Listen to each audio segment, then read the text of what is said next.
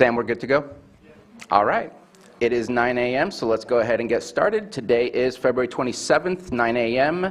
This is our regular Board of Supervisors meeting for the County of Lake, and we will go ahead and begin the day with a moment of silence, and I believe we have 2 moments of silence.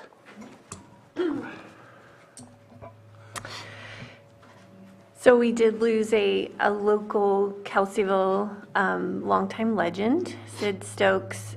He was a farmer, a pear farmer, wine grape farmer, and just a very, very kind and compassionate person that we're going to miss greatly. He was really involved in the community. He was a veteran and was very active with a lot of our farming organizations. And just a wonderful human being. So I know it's difficult whenever we have a loss like this. So just like to send our thoughts and have our hearts be with the family right now. I'd like to offer a moment of silence for Delbert Thomas Sr., a tribal elder from the Elam Indian Colony.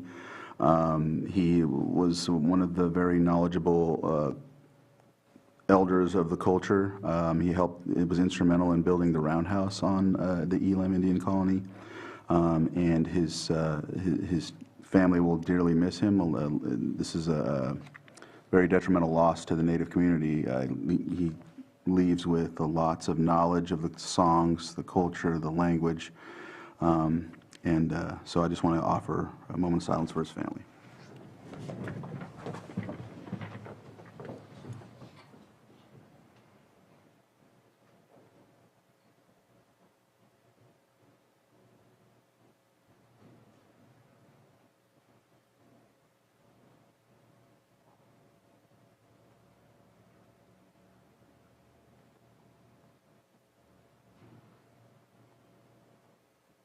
Supervisor Pyska, would you please lead us in the pledge? I pledge allegiance to the flag of the United States of America and to the republic for which it stands, one nation, under God, indivisible, with liberty and justice for all. Thank you for those. Checking in with the board and staff. If there are any extra items not appearing on the agenda, please say no. No. Thank you. We will move on to our consent agenda items. I'm already going to be pulling items 5.3 and 5.26, as well as 5.4, 5.14, 5.15, 5.25, and 5.29. Are there any other items to pull? 5.4, what else? 5.14, 5.15, Okay. 5.25, and 5.29. That's the only one I was going to pull, was 14. Okay, already on the list. Any other items before I open up for public?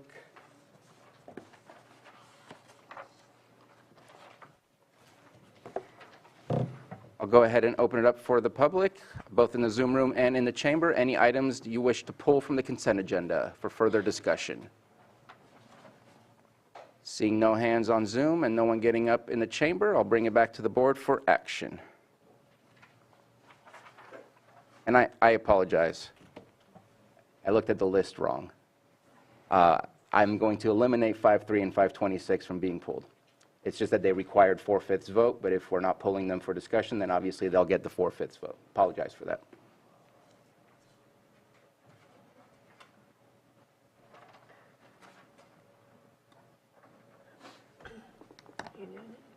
What's that? What am I doing? Looking for action on the consent agenda, with the exception of 5.4, 5.14, 5.15, 5.25, and 5.29. So moved. Second. We have a motion and a second. All in favor? Aye. Any opposed? Motion carries, and we will get to those pulled items as soon as we can. Let's try to stay on task on our timed items. And up next, we have our pet of the week. Please come on up. Mr. Chair. Yes. CAO. A public comment? Oh, did I skip public comment? Oh, man, I'm so sorry. Let's go ahead and start with public input. I was at the bottom of the page, and I just skipped right on to the next page. I apologize for that. Well, I'm not as cute as the dog, but my name is Jason Tarmino, and I'm in charge of government affairs for Pacific Gas and Electric. And I just wanted to come here and introduce myself and put a name and face together. And I'm reaching out to everyone to set up meetings. I have a kind of a unique background for this position. Professionally, I've been a real estate developer for the last 15 years. So I brought about 8 projects through the entitlement process. And then from a board of directors and volunteer standpoint, I've done a lot of different things. Aquatics, a lot on homeless, adult day health, Chamber of Commerce, economic development. One thing that I'm quite proud of is I'm on a board of a homeless organization. Last year, we opened a brand new $7 million homeless facility. $5 million of that was privately raised, and then we got $1 million from the county and $1 million from the city from ERC funds, which we needed because costs went up at the end. And so we'll be talking a lot about Pacific Gas and Electric issues, sort of the standard things that probably we've talked about a lot. But also I feel like my background will help with some of the other major issues that Lake County faces. And part of my goal is to understand what are the initiatives that you all are working on and how can I contribute to those initiatives with my background and skills, et cetera. It's a little bit of a rework of this position with me coming in, but I'm looking forward to partnering with all of you. I know that important things in government take years to accomplish, and I've been a part of that process for a long time. So my goal is to be a good partner. As a basic service provider in this community, we have a responsibility, but also an opportunity. PG&E's been here long before we were born. It'll be here long after we're all gone, but I want to make sure that we have someone in the county who can understand the big picture issues and the minutia of how government works and be a good partner. So thanks very much, and I look forward to working with you all. Thank you very much. Nice to meet you. Looking forward to those conversations, and hopefully we don't have to communicate too much in the upcoming week as we see some of the weather patterns coming in. Thank you. Any further comments from the public in the chamber? And I see no hands raised on Zoom. And so now we will move on, and I apologize, to our Pet of the Week. Pet of the Week?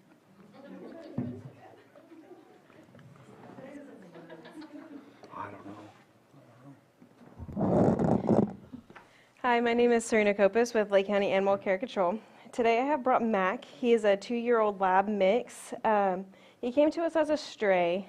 We've done some dog testing with him. He does great with large and small dogs. He's good with everybody who he meets. He'd be great in any kind of home. And if you'd like to come see him or any of our other available animals, we are located at 4949 Hellbrush Drive in Lakeport behind the county jail. And our phone number is 707-263-0278. Thank you so much, Officer Kopis.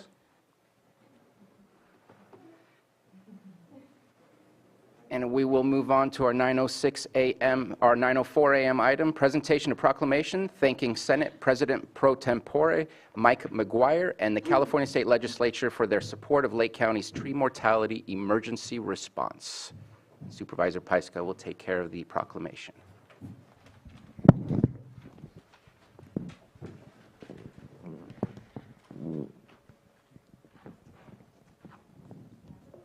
Okay, the Board of Supervisors, County of Lake, State of California. Proclamation, a proclamation thanking Senate President Pro Tempore Mike McGuire and the California State Legislature for their support of Lake County's tree mortality emergency response.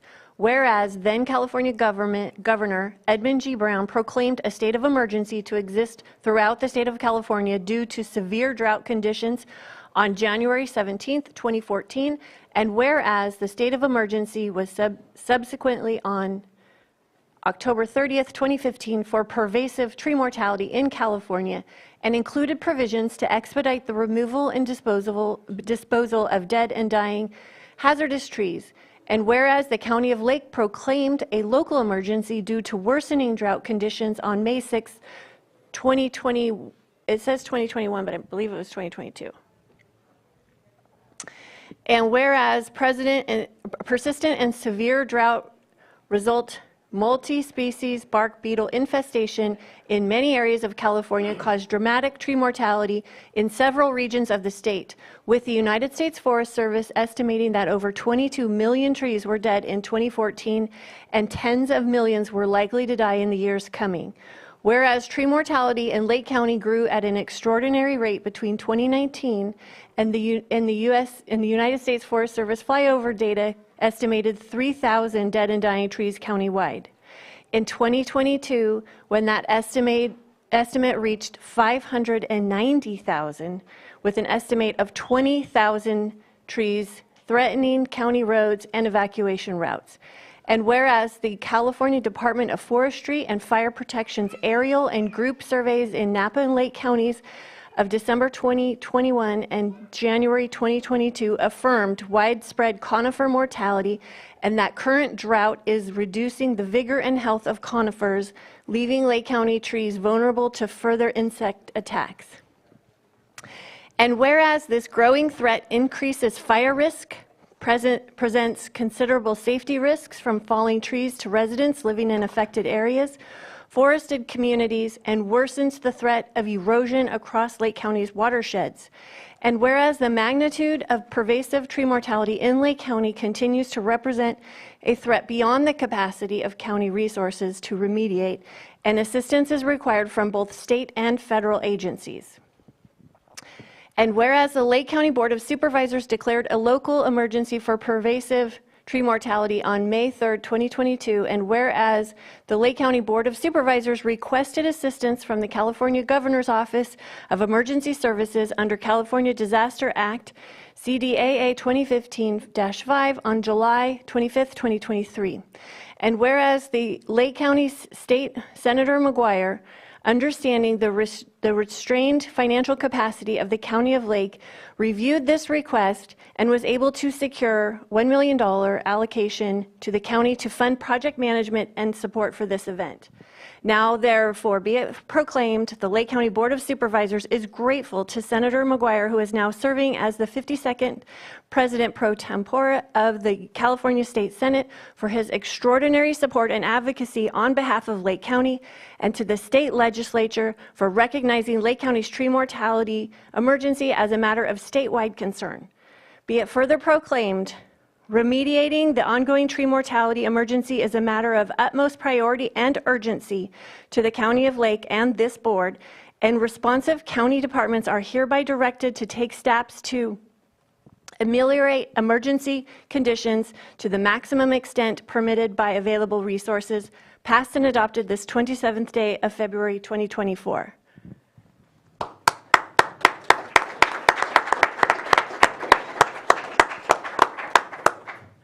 So thank you for being with us today. This has been a big issue for a long time and something that I've been working on for the past 3 years. We do have, as this proclamation states, we have 20,000 standing dead trees along our county right-of-ways, and that is a public safety issue. And it's been a challenge to get the funding and the plans together to tackle this work, but it's been a long time in the process. Even Trevor was in the helicopter with me 2 years ago when we were surveying the trees. So it has taken a lot of effort, a lot of support through all of Senator McGuire's staff, and Rhiannon is here today, so thank you so much. But we can't start this work unless we know that we have the resources to do it. We do not. Our county does not have the resources to do this work. But what we've seen, not just in fire season, but through all these storms, is these trees come down. They come down and they have the potential to really threaten human life. So this is a really critical issue, and we've been working on it for a long time, and hopefully it's coming together and we can finally start implementing this.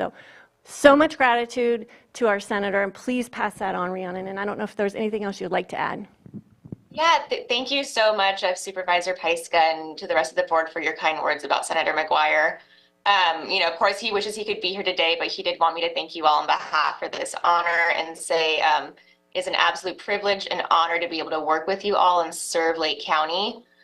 Since the fires of 2015 and nearly every year thereafter, Senator McGuire has worked hard to ensure that every time this county has undergone an emergency, the state has responded to help, and that includes the dead and dying tree emergency, which this board has led the way on, in particular, thanks to the hard work and tenacity of you, Supervisor Pyska, to tackle this issue head on and help prevent future large wildfires.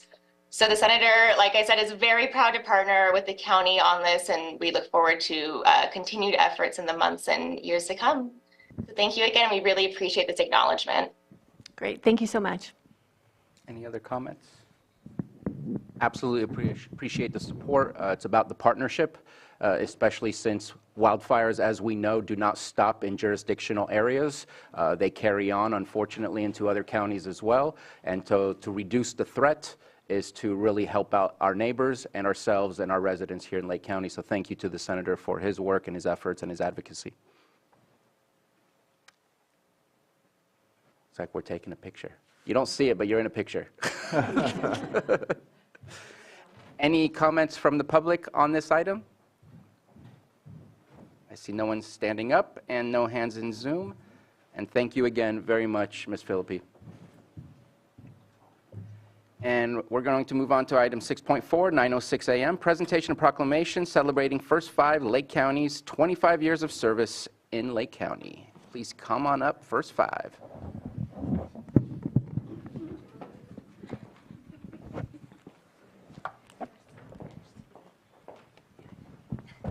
I saw a board member that hesitated to get up, but we're getting all of them now.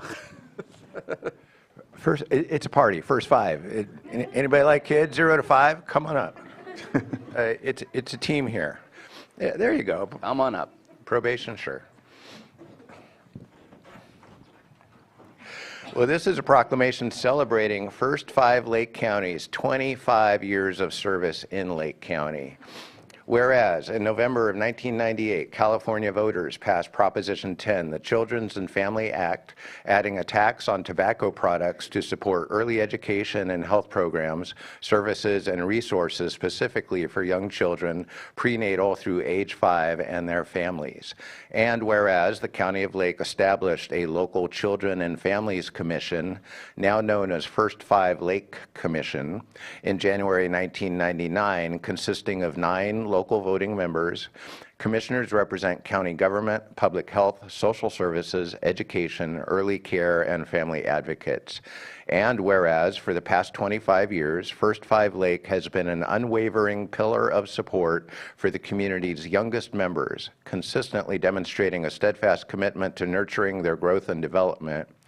And whereas throughout its extensive tenure, First Five Lake has been a driving force behind the advancement of early childhood development, tirelessly working to create an environment where every child has equitable access to essential resources, support systems, and opportunities that lay the foundation for a healthy and thriving start in life. And whereas First Five Lake provides supports for direct services, notably for parenting classes, support for child care, oral health care, literacy programs, car seat programs, early parent supports, and resources for families. And whereas the innovative programs and initiatives spearheaded by First Five Lake contributes to the overall well-being of our county through the continuous improvement of systems impacting our families. And whereas the collaboration, dedication, and passion exhibited by the First Five Lake Commission have been instrumental in creating a community where children are prioritized, families are supported, and the foundation for a prosperous future is laid. And whereas, as we celebrate this significant milestone, we recognize and commend First Five Lake for its 25 years of exceptional service, commitment, and positive influence on the lives of our youngest community members. Now, therefore, be it proclaimed that the Lake County Board of Supervisors does hereby express our deepest gratitude to First Five Lake for 25 years of service, innovation, and advocacy for the well-being of our children and families. We celebrate the accomplishments, impact, and enduring legacy of First Five Lake, and we look forward to continued collaboration in building a brighter, healthier future for generations to come. Passed and adopted this 27th day of February 2024. First Five Lake in the house.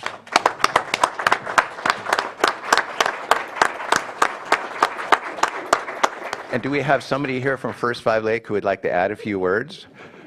Not that there are any more words to add, but...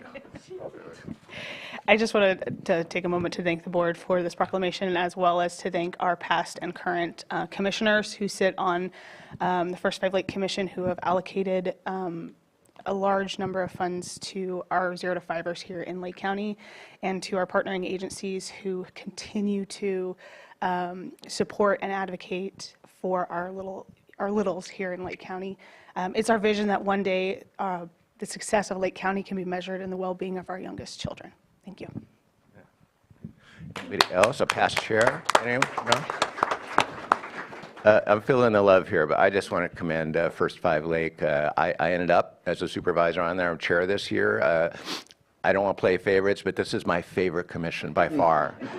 They get things done, they're organized, and the mission that they support is so important to our county. Kids 0 to 5 need voices and advocates. I'm old enough to remember voting for Prop 10 back in the day, and I'm glad to see that it still continues to do such a great, important job for our community. Anybody from the board? I just want to highlight a few of the things that they've been involved in. I know when I started getting involved and First Five stepped up to the plate for the HERO project, was one of the greatest investors into the program. That's continued on as Bloom over at LCOE. That was a parent engagement tool to try and get parents at the table to really understand what's needed, what your kids need in order to develop in the right ways. One of the things that is my favorite, that is an ongoing thing, and I might butcher the name, but it's from the Dolly Parton Foundation. I believe it's Imagination Library. I'm glad I had that right. I didn't make it up. But it's books provided to young toddlers that are born through a certain age. I don't know what the age, 5, and I think that's just amazing. 1 book a month up till they're 5, and that just expands their library of what they have so that they can learn the textile of moving pages, learning words, hearing words, all of those things that are helping in their development. And of course, your participation and partnership in Smart Start Bright Future, along with Conocta Unified School District, and all of that work is long-term work. You don't see the impacts of First Five until people reach the age, like me, maybe around 30 is when I finally evolved into a better human being. But the impacts are not seen right off the bat. You will see those impacts later on, and it's a work of patience, but it's also a work of love. So thank you so much for what you do in the community.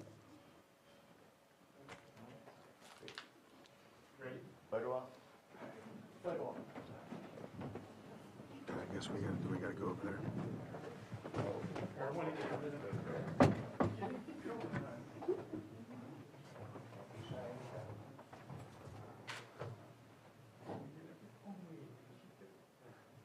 Sorry, I'm right in your way, aren't I?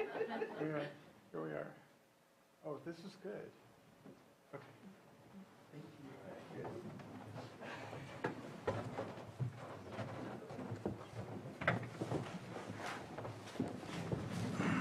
And I did not open this up for public. Are there any public comments on this item?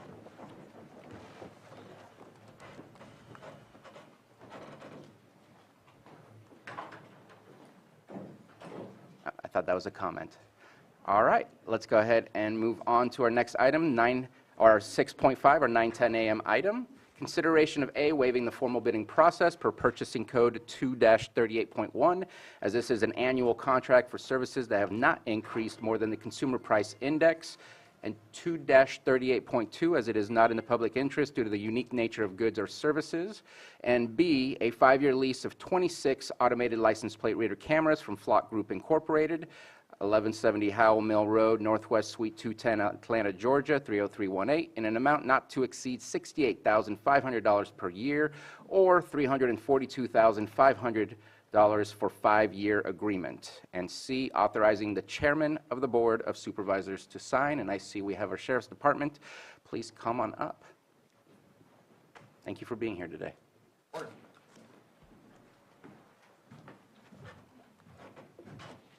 Anyone you'd like to sit?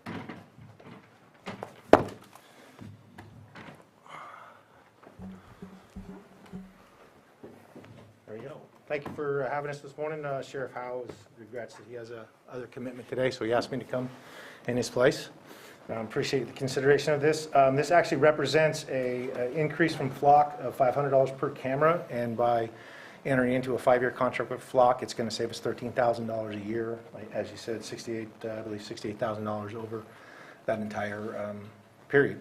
So we do recommend it. Okay.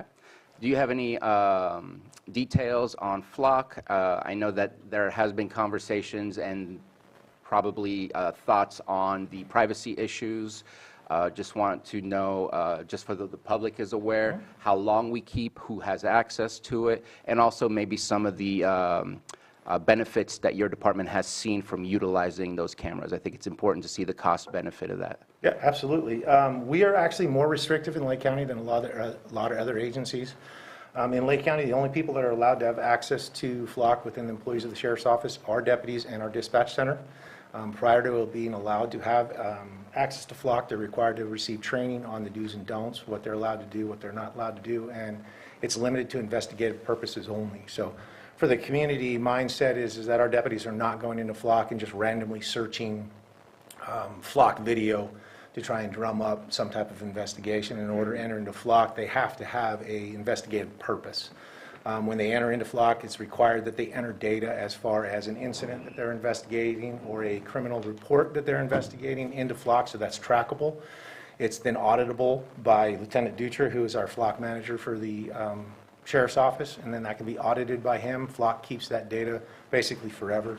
So we can go back a year or 2 years and we can audit that data and see if any of our employees are misusing the flock system. So it's very controlled in that sense.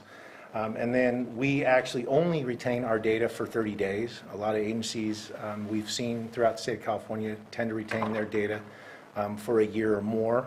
We're very restrictive in that. We decided within the department that we don't have a need for it longer than 30 days. If any of the images are deemed to be part of a criminal investigation, then those images are extracted from the flock system, put onto some type of media, and then booked in as evidence as part of that investigation or that criminal report. So that data is gone after, as I said, 30 days. We only retain it for that amount of time. And then I'll turn it over to Lieutenant Dutra. He has some basic numbers on how it's been beneficial to the department and to the county as far as investigations and some of the information that we've gotten off of the flock system and crimes that we've solved. A lot of the investigations that we've used it for range everywhere from robberies to shootings to homicides to other heinous crimes. It's been helpful in recovering no less than at least $100,000 of stolen property recently, things of that nature. And just two cases I would like to pinpoint or highlight with the flock system that we've used. I'm sure a lot of people are aware of the hit and run that we had in Clear Lake Oaks, where we collaborated with the California Highway Patrol. Flock was very instrumental in identifying the suspect in that case. And then we also had a shooting incident that occurred in Clear Lake Oaks where the flock system was also very instrumental in identifying that suspect and leading us in that investigation and making an arrest in that case. So without those, the flock system, those investigations would have been a lot more difficult, taken a lot more time, and would not have come to a conclusion as rapidly as they did. Thank you very much for your presentation and your comments. Are there any questions from the board? Well, Supervisor Green, you had something? No? Supervisor Pasca? I'm just so glad that we've been able to expand this program. I was just asking Vice Chair Crandall, did the flock system start up in your district? Or No, you had added with your discretionary funds? Yes, Expanded the system?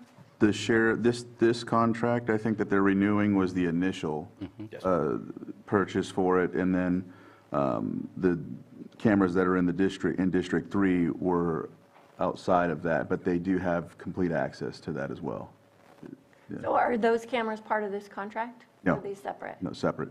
So are they renewing with your discretionary funds? No, this isn't, this, Oh, it's different. no, only the 19 are part of the discretionary funds. These are the sheriff's. Okay. Well, thanks for explaining also the, you know, the public trust part of this, about how it's not available for everybody. It's not even on your system for more than 30 days. So I really appreciate it, and thank you so much for being here. We do take that very seriously, and we understand the concerns of the community when it comes to that, and, you know, especially surveillance, and we don't want to be a surveillance state, but it is a very useful investigative tool for us, but we do have a lot of controls, and we want to, you know, assure the community of that. It is a lot of controls to ensure that it's not being misused. And I appreciate the response. I think the cost benefit is absolutely in the positive. We are able to apprehend people just after a crime rather than having to do a very in-depth investigation and talk to witnesses. If we know what the car looks like, we can find out where it's going just by identifying that vehicle and using those cameras. And I think that's an amazing asset. It gives us a live feed around the county to find what we're looking for. So again, the cost benefit, when I'm looking at all the numbers, when I'm looking at how it's helping in enforcing our laws, it's helping us out, and I see this as an absolute benefit. So looking forward to approving this for you guys today. Thank you. Any other questions? Oh, yes, I don't know, were you first? I think you were. Vice Chair. Go. So what I was going to say is, in mentioning that, that was one of the other reasons why I added the other in my district, so that they had more access. They have all around the Highway 20 right now, basically, right? That's what this is. And so the cameras in my district are egress and ingress, so that way they have other options on our county roads in my district, so they can pinpoint if they need anything from there as well. So it was just an extra added deal to theirs. But this was Sheriff Martin's baby initially, right? Yes. Yeah. Supervisor Green? Yeah, thank you. I appreciate that your department's policies may be stricter than other departments, but that just kind of highlights to me the fact there may be some variation in how this technology is applied around the state. So what type of data sharing goes on between agencies? You put in say an armed robbery or whatever you want to call it, it goes out not just within the county, but to other law enforcement agencies in the state, so that their cameras can come up with a hit on that, right? Yes. Yes. Okay. And then we collaborate within Lake County. We have access to the Clear Lake cameras and Lakeport cameras, and then they have access to our cameras, so that we're all on the same page when we're conducting investigations, because a lot of, people that are committing crimes are, crossing into the cities, and then especially with Mendocino County and Lake County, we see a lot of crossover there too. So we do collaborate with other agencies. We do not collaborate outside the state of California. So between the 26 cameras here and whatever amount of cameras the two cities are providing, I think it's about 10 or 12 for Lakeport. I don't know what it is for Clear Lake. Don't know. I don't have those numbers. Yeah. It's a good number. It's a good number. So I guess I appreciate the policy. I'd love to see the policy at some point. Maybe I can follow up with you on that. But this is a tough one. And when I was on Lakeport City Council, I struggled with their cameras as well. So and it's nice to say that this is limited in use and that only justified investigations happen out of this technology. But make no mistake, these are standing surveillance cameras all around the county and in our cities.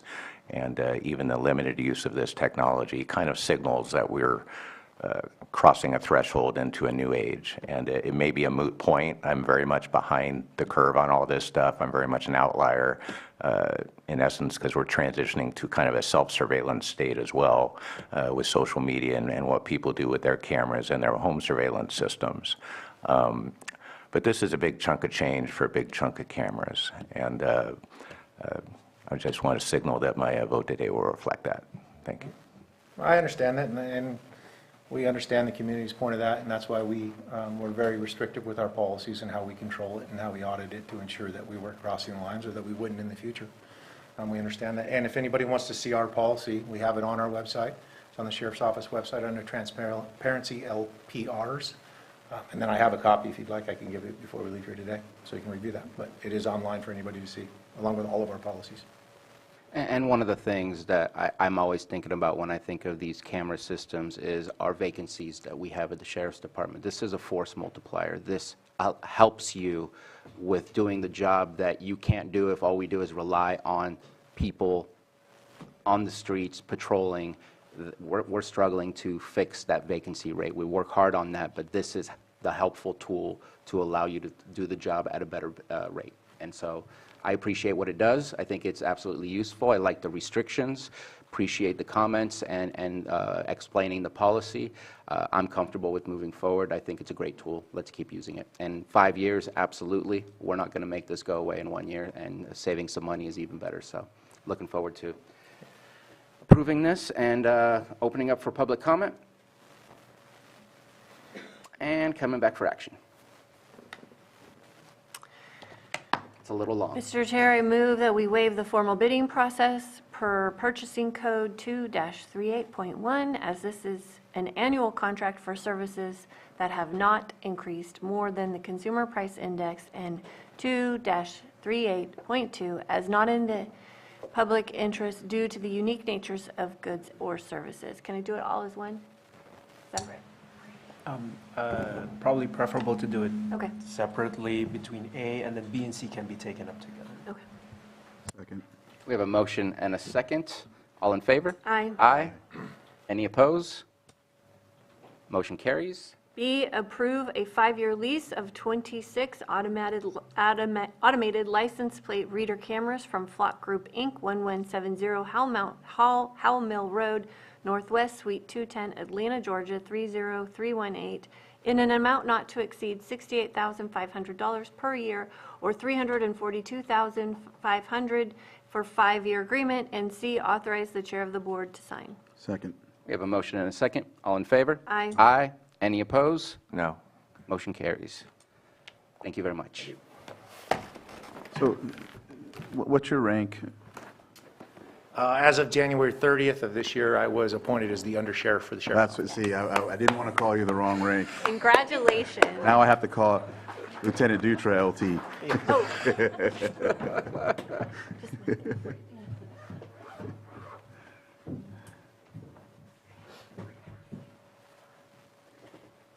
We're going to move on to item 6.6, or 9:15 a.m., consideration of presentation of Lake County graduates from the 2023 NACO Leadership Academy. CAO Parker. Yes, thank you, Chair. The Board of Supervisors is proud to congratulate the graduates from the 2023 National Association of Counties Leadership Academy. They join over 10,000 graduates from across the country who have benefited from the 12-week online program that helps county leaders achieve their highest potential. When I call your name, please come forward to receive your certificate and remain up here for the group photo. That part's important. Yes.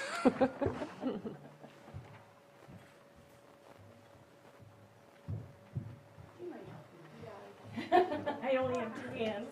Thank you so much. Yes, they are. They should be. All right. First is Supervisor E.J. Crandall.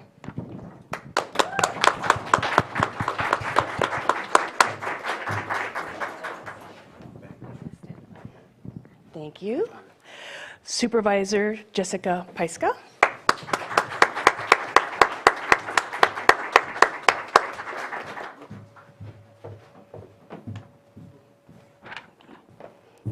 Assistant Assessor Recorder David Schwinger. I don't see here. I don't see him. Social Services Deputy Director Amber Davis.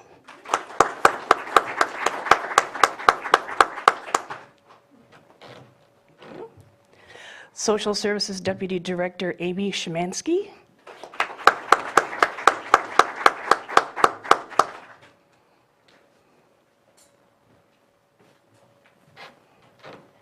Social Services Program Manager Diana Duran Paredes.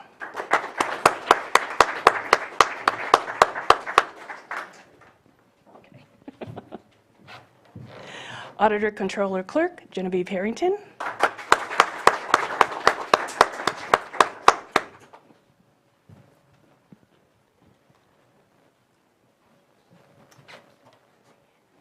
Social Services Deputy Director Kelly Page.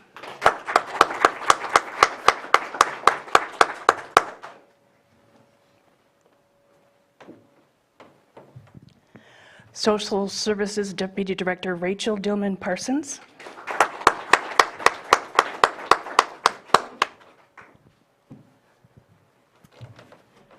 Social Services Program Manager Tara Gandolfo.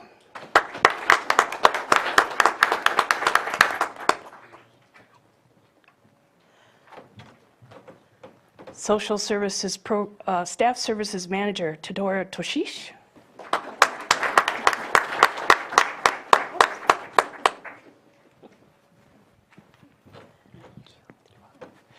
Social Services Program Manager Crystal Hernandez.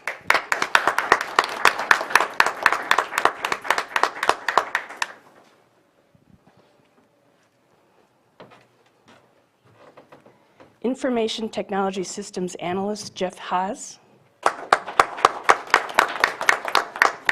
And Information Technology Systems Analyst Angel Perez. Thank you very much. And the last two would be here, but they're helping make sure the meeting is running smoothly everywhere, so that they're hard at work. Thanks. So I just want to say, part of this program is the curriculum was developed by General Powell, and his leadership principles, I think, did we all benefit from this? Did you? Yes. This is a great opportunity. It's an investment that we're making in our leaders, and if any of our staff is interested in this program, it's incredible. And one of the biggest takeaways is leaders are always learning. We're always growing. We can't stay static. And this is an opportunity to continue to develop yourself. It's not a massive time commitment, but it was really valuable for me. And I encouraged my colleague to take it. I'm so glad he did. And I'm glad all of you did. And are we offering another round soon? Because it typically starts every quarter. So there would be another program probably in the spring. Yes. Yeah, so if any staff is interested, middle managers, please reach out to our admin office or your director. And I'm just wondering if anyone else had anything to share from the course to inspire other people to take it. Anyone? Thank you, Supervisor Pieska. Yes, this was a very important course, I think, especially for everyone that has taken it as well. It reminded me a lot of what I learned in the military, but then more in depth to kind of be able to universally use it in in this government world. So I also like the fact that they kind of pair you together with other people that do the like jobs that you do. So I wasn't paired up with with like Genevieve because she did a completely different job than I did and whatnot. So they paired us with people that were more in tune with what we did, and so. I think if anybody would like to take it, it's a very helpful course, and yeah. So, hello. We have a guest. Hello, and thank you for recognizing all these great graduates. And Supervisor Pieska and Supervisor Crandall, thank you for leading the way as elected officials, and for all of you. Thank you for investing the time to make yourselves better. For those of you that I don't know, my name is Dr. Tim Rischulte. I am the CEO of the National Association of Counties High Performance Leadership Academy, and I collaborated with General Powell to build this program, design this program, and help make existing leaders better and emerging leaders ready to address the pressing issues that you all face every day. And you know those pressures and those challenges and those concerns much better than I do. But on behalf of all of us at NACO and all of us at the Academy, congratulations on earning your master's certificate in high performance leadership. And thank you for carrying out the great work that you do in Lake County. Lake County, as well as all other 57 counties, so total of 58 counties in California, participate in the NACO High Performance Leadership Academy, and we couldn't be more proud of the work that you do at your county and for all of our friends and colleagues and neighbors that are residents within your county. I myself am just up north of you. I live in Oregon, in Crook County, Oregon, right in the middle of Oregon. And again, we just wanted to say thank you, and we really appreciate being invited to participate in your event today. So I'll hand this back to the board. I just wanted to offer our thanks and our congratulations. Well done. I was thinking about something I said, and I wanted to just elaborate. They don't pair you up with folks that have the similar jobs. I didn't mean, so like I'm not going to be going to an auditor group. That's what I meant, so I hope that it wasn't taken out of context what I was saying. So just wanted to make sure I emphasized that, so yeah. And they kept you in the region, in your same regions as well, so. I just wanted to say that I was paired in a group with Genevieve and a couple of others up here, and it was nice to have this opportunity to kind of be in a safe space to talk about things that we normally wouldn't, and I think it was very valuable in that way as well. I'll just say that, just to reiterate that we're always learning, so anyone who's interested in leadership, it just goes over a lot of the fundamentals, and well, again, it doesn't matter what job you do, it's really addressing leadership in general, so I think it's good for everybody. So. I'll say something. So I'm newer to management, and I just appreciate the opportunity to attend this class and to grow in my position by attending it. It reminds you that you need to stop and celebrate your small wins. That's something that I'm going to take with me probably throughout my career. In the department that I work in, the hustle bustle of every day, you forget that that celebration is needed, and it's also going to help you achieve your long-term goals. So I recommend the course to anybody that is able to take it, because it does make you stop and think and remember those important things so that you can share those milestones with your staff.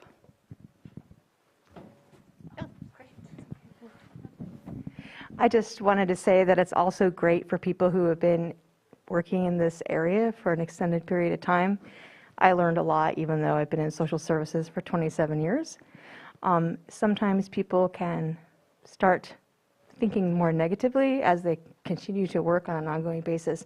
And this training really emphasized how important it is to assume positive intent.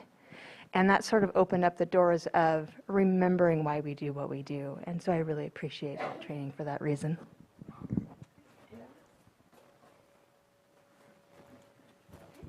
Well, thank you all, and I think we'll do our picture now. And then again, if you're interested in this training, reach out to your director.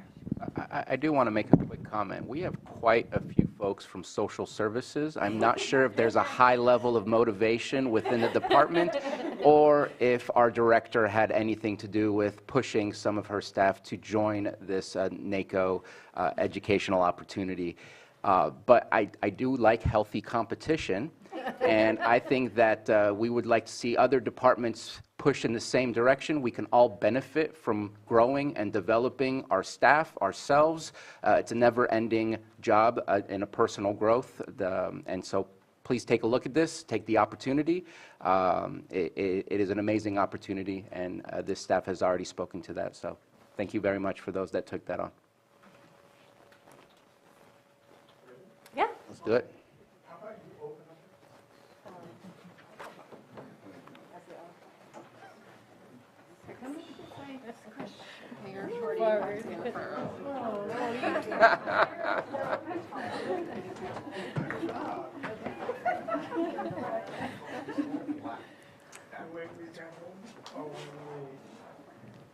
Yeah, okay. Not everybody. Yeah.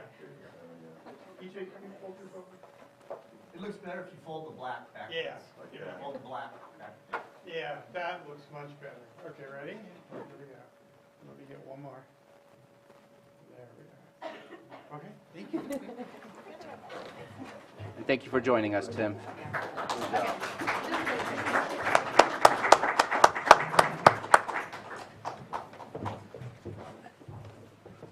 And I believe for Vice Chair Crandall, that's completed CSAC educational opportunities, completed NACO. That's pretty awesome. Thank you. Good job. Chair, you may wish to take public comment at this time. Do we have any public comment on this item before we move on? No hands up and no one coming to the mic. Again, thank you all very much for your efforts. Moving on to 6.7 on 9:20 a.m., consideration of December 31st, 2023 report of Lake County pooled investments.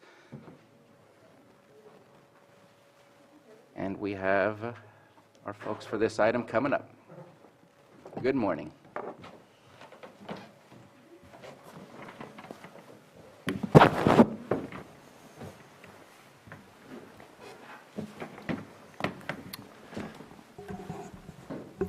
Good morning. Thank you for the opportunity to present this today. Patrick Sullivan, Treasurer Tax Collector. I'm here with Carlos Oblitas from Chandler Asset Management. We're aware you guys have a long agenda today, so we'll try to skip to the highlights and run through the presentation. Well, it's all good news. Let's start with that. So rates continue to be high. Remember that you have a bond portfolio as allowed by California government code. The way that you generate return for your portfolio is two ways. Number one, primarily interest income that you earn. A bond is a loan, and you charge interest on that loan, you get paid for that.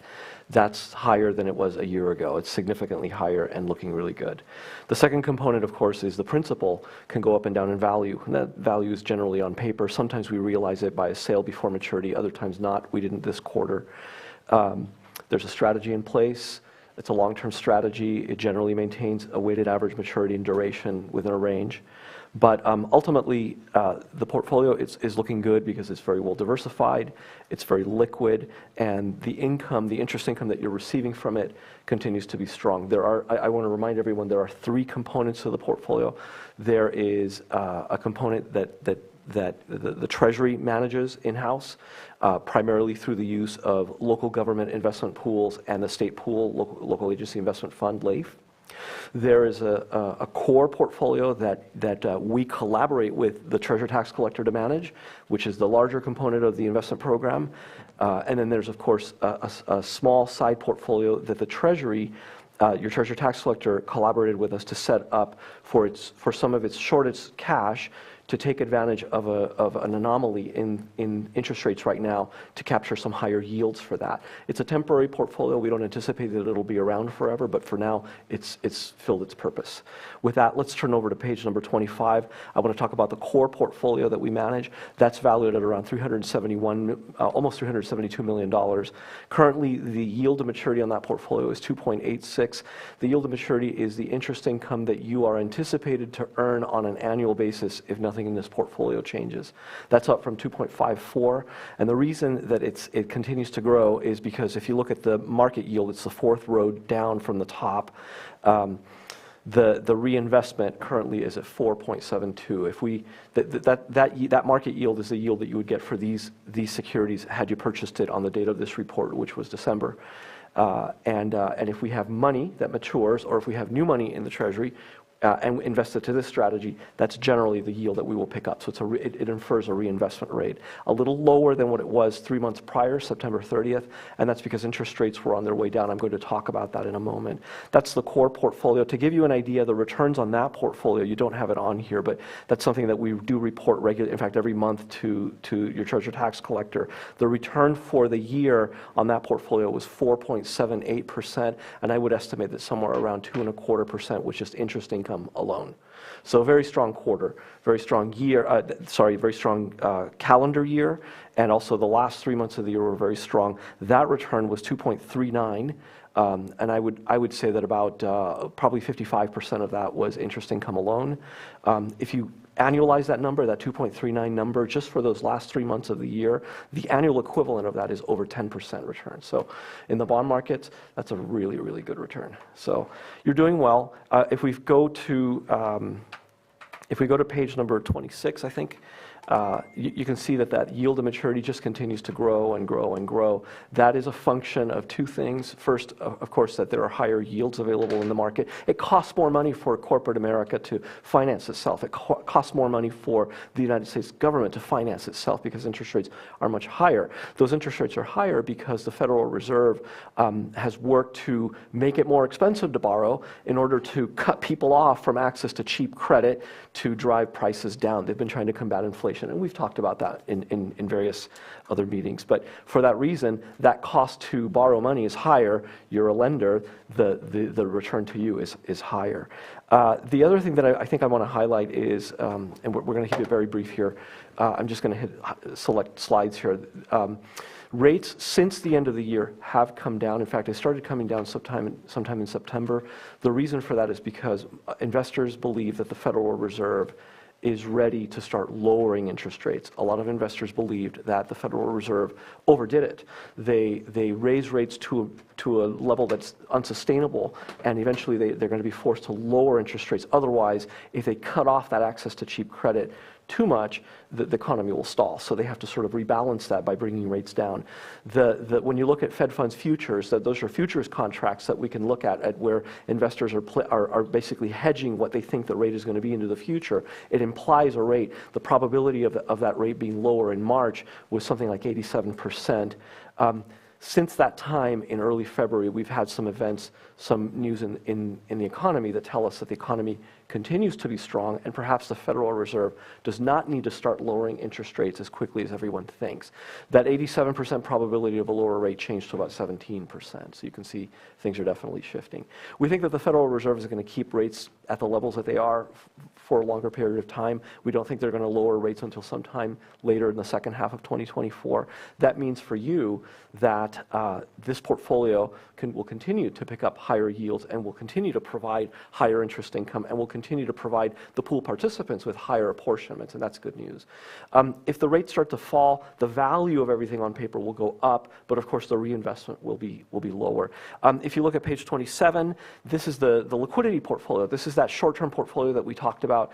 Your Treasurer tax collector jumped on it, took advantage of an anomaly in the bond markets, and that anomaly is that short-term rates right now, shorter, when I say shorter, I mean less than a year, those yields are significantly higher than longer bonds, and he was able to, just working with us, we were able to build a portfolio. This one's valued around $52 million, where we're picking up almost 5.5% on these investments. That's not going to last forever. That's going to go away. It's already going away. But while it's here, we took advantage of it, and that's to the benefit of the county. The other portfolio is the state pool, and do we have that? That's actually going to be page 34. So this is a combination of investments in the state pool, local agency investment fund, LAIF, also some local government investment pools that the Treasury maintains, and also the money market sweep. One of the things that your treasurer did was get back to the bank. There's a significant amount of money that the Treasury maintains at your bank account to be able to pay checks, to make payroll, to make money available to participants in the pool. Well, that money has to earn something. He was able to negotiate the use of a money market mutual fund at the bank, which is paying you a significantly higher rate. So something similar to the portfolio, that smaller portfolio that we're running right now. So you're trying to earn every which way. We're turning over every rock to be able to earn some money. I will tell you that going forward, rates are anticipated to be lower, as I mentioned, likely sometime later in the second half of the year. That's going to be driven by economic news. Right now, the economic news are stronger than anybody anticipated. For the month of January, we generated somewhere around 335,000 jobs. Only 185 were anticipated. So that just blew the hinges off, or the door off the hinges on the jobs number. It tells you that there's strength of the jobs market. GDP for the year ended up somewhere, for 2023, gross domestic product, that's the way that we measure the growth of the economy, ended up somewhere around 3.15, 3.2%. That's considered strong growth in the United States. Inflation numbers, though still headed in the right direction, still coming down, are still elevated. It just means that there's enough economic activity and enough growth in the economy to where the Fed, though they have no more reasons to raise rates anymore, they can wait to sort of wait and see before they start lowering interest rates. It isn't just that. They've given interviews. Jay Powell, the Fed chair, had an interview with 60 Minutes about 3 weeks ago on Sunday, like the first Sunday of the month, where he basically said, we're going to wait and see. We're not going to move immediately. So what does it mean to you? It means that you'll continue earning in a similar fashion. The value of these investments has gone up because rates did fall from September through December, and they fell a little bit in January. They came a little bit back up, but still within range. So we don't anticipate any big shifts. I think I might end with the pie chart for the big portfolio because I think it's important to show that. Page 19, this is a very well diversified portfolio. This is the main portfolio, the $370 million portfolio. Primarily comprises of treasuries and agencies. Treasuries are loans to the federal government. Federal agency bonds are loans to its federal agencies like Federal National Mortgage Association, Federal Home Loan Mortgage Corporation. You know them as Fannie Mae and Freddie Mac. They help move things along in the housing market. But these bonds are direct obligations of these agencies. There's an implied backing for federal agencies from the federal government. There's a direct and explicit backing for treasuries. So those tend to be the safest and lowest risk. We do loan to corporate America. We loan to, we buy bonds from very high quality issuers. Some of those issuers, I'll just give you some names that you'll be familiar with. John Deere, Microsoft, Home Depot, Amazon.com, Caterpillar, Honda, U.S. Bancorp, and many, many others. Very high credit quality, widely held, in high demand. and we monitor all the credits to make sure that we don't have any sort of credit problems in that sector. That's it in a nutshell. I think looking forward, look out for the shift in rates and sort of the tenor of what the Federal Reserve is thinking. Thank you very much for your presentation. All good news, as you said. Supervisor Pyska. It's always a delight when you come, Carlos. It's always a delight to be here. So I'm glad you have it on this slide. I was going to ask about this because this, a lot of people haven't been following along with what we've been doing. And so if you scroll down a little bit, you can see where we started before we met you and before we built this investment strategy. And this is where we are. And then it looks like we just took a little bit of a dip at this last quarter, and I was just hoping you could explain that, what that looks like, and then what the strategy is going forward when the interest rates start to adjust more. Absolutely. So I want to just take a step back and take the 40,000-foot view. So what the county did is they formed an ad hoc committee that worked with the Treasury and the former Treasurer Tax Collector. So there were supervisors, Supervisor Sabate, Supervisor Pyska, both of you were part of that committee. Your current Treasurer Tax Collector, Patrick Sullivan, was part of that committee. Some of the staff from the Treasury were part of that committee. Barbara Ringen was part of that committee, and collectively we worked together to set a new direction for the portfolio. The CAO's office was involved in part of that, so there were a lot of hands in that process, but the idea was to, number one, get a handle on how much money the county had. Number two, form fences and parameters around how the investment program was going to be managed.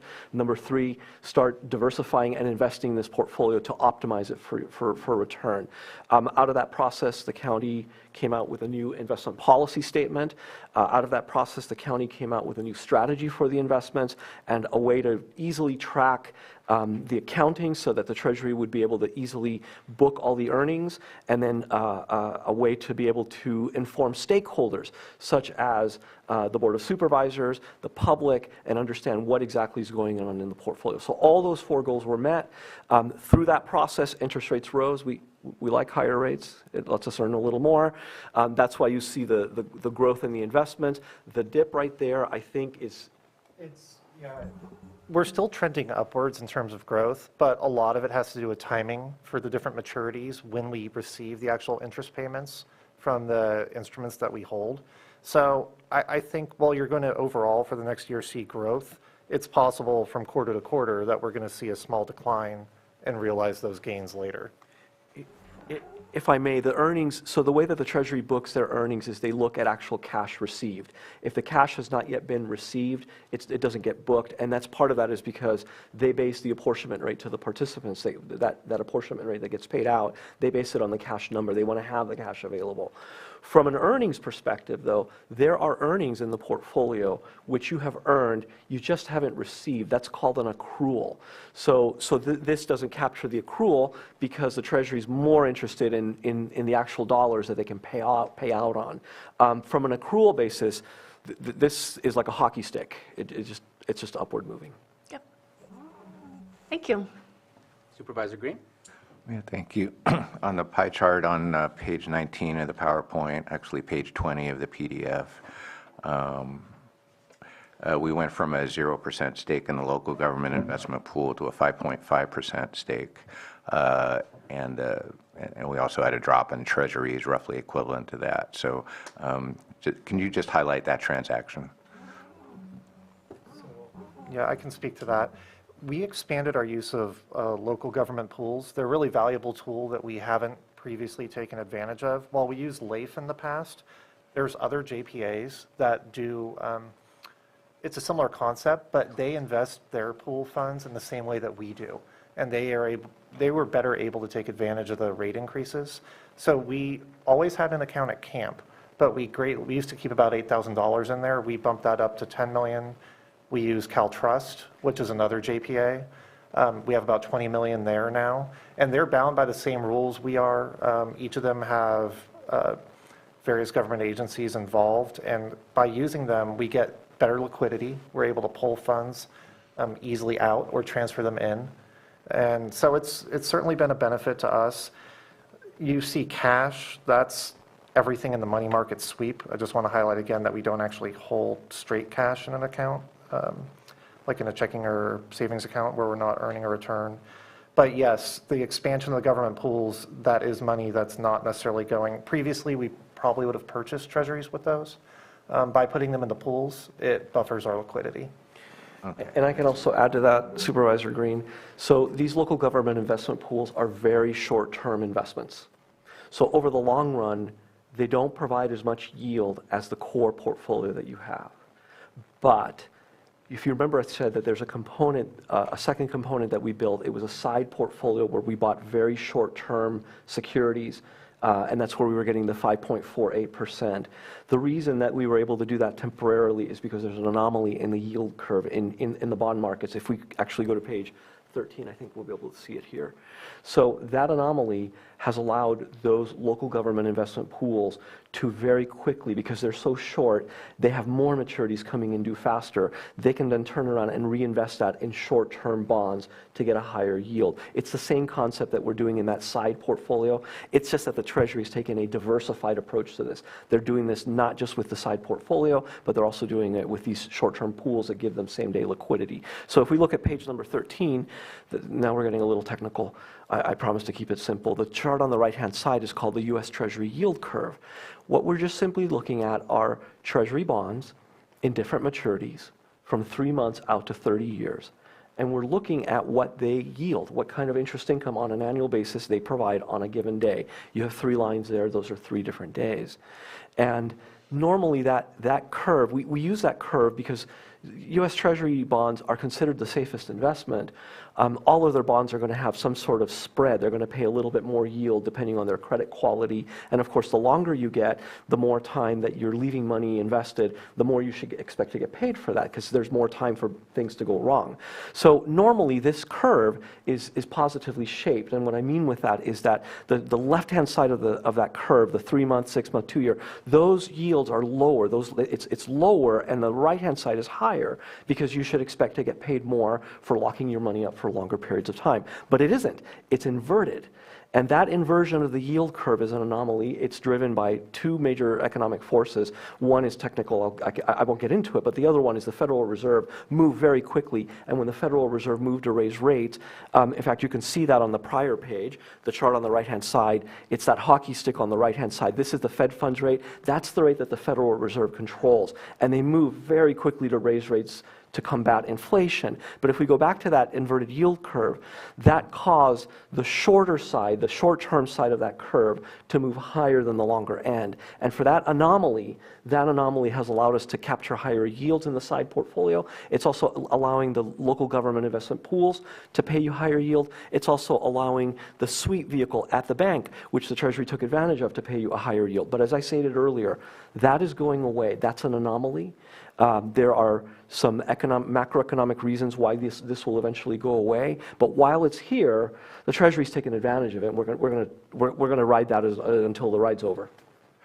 Thank you for that very technical answer to my question. I appreciate it. This is a very short question. So on the pie chart again, just refresh my memory, ABS and CMO. What are those acronyms? ABS is asset-backed securities. They are pools of receivables. CMOs are collateralized mortgage obligations. They're also a pool of receivables, but made up of mortgages. So it works like this. Toyota Motor Credit. I don't need to know how it works. You got it. Maybe we could just maybe we could just add them to the legend somewhere. Thank you. Appreciate the presentation. I know that I walked away from our first conversation together saying this guy knows things about money that I've never even thought of. But I appreciate the outcomes are exactly what we're looking for. This is why we're hiring you to do this for us and to take a look at our money. What I want to know is, this is something that I did have a conversation with Mr. Sullivan, and I want to bring it to the board to see if this is possible. We're very much looking at the oversight of the entire pool, but the entire pool is not just our money. And I think it would be good to understand what is our money and what is other people's money. And if we can break that down, maybe not on a quarterly basis, but at least on a biannual or annual basis, and what did each school district receive from this investment pool that we're doing? What did each of the fire districts receive? Just so we can break it down, so we can understand the benefits to all of the other agencies in our communities that are part of the investment pool, and to understand really what is our benefit, because it's not the 3.6 or 3.4, that's the overall overall for everybody, and then it gets apportioned to those individual agencies. So I'd love to see that in the future, just so that we can have a better understanding of our personal benefits and the community's benefits, so that we can have conversations with those agencies to let them know, let them be aware, and just be to engage in understanding what their benefits are with the changes that we've made, because this is not just the county of Lake, this is Lake County as a whole. So that's just something that I think would be beneficial for all of us to have that information, and I think there's agreement on the board for that to happen. Annually? Yeah, we could do it annually. Our system is capable of doing that reporting, so it's not really a significant burden. And just for a rule of thumb, a little over half generally is to the county. The other half is everybody else, but a large block of that is schools, but just for the ballpark. But I think most importantly is that this is happening now for them as well. So whereas it wasn't, and so it's a good move. Thank you for putting this together. Thank you for the work. And yeah. Are there any other questions before I open up for the public? And anyone in the public have questions? Please come up to the microphone.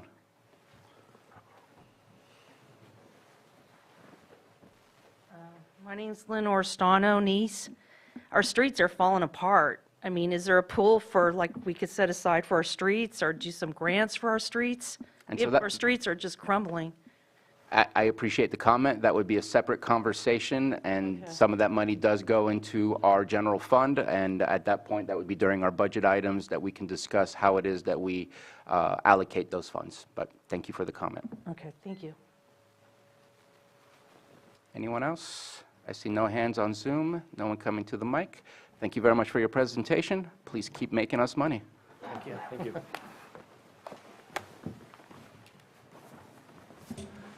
Mr. Chair? Yes. Only because on the memo itself, there is a recommended action for accepting the report, so it would just be by motion if your board wishes to do so. Thank you very much for catching that. I apologize for not seeing that.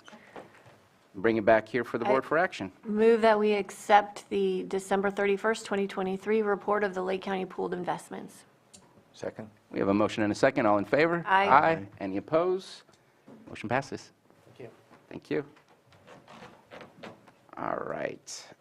We are on to our 9:30 a.m., 6.8, presentation of report of summary abatement, action taken at 6439 15th Avenue, Lucerne, APN number 034212-10, property owner Rhonda Morrill. Good morning.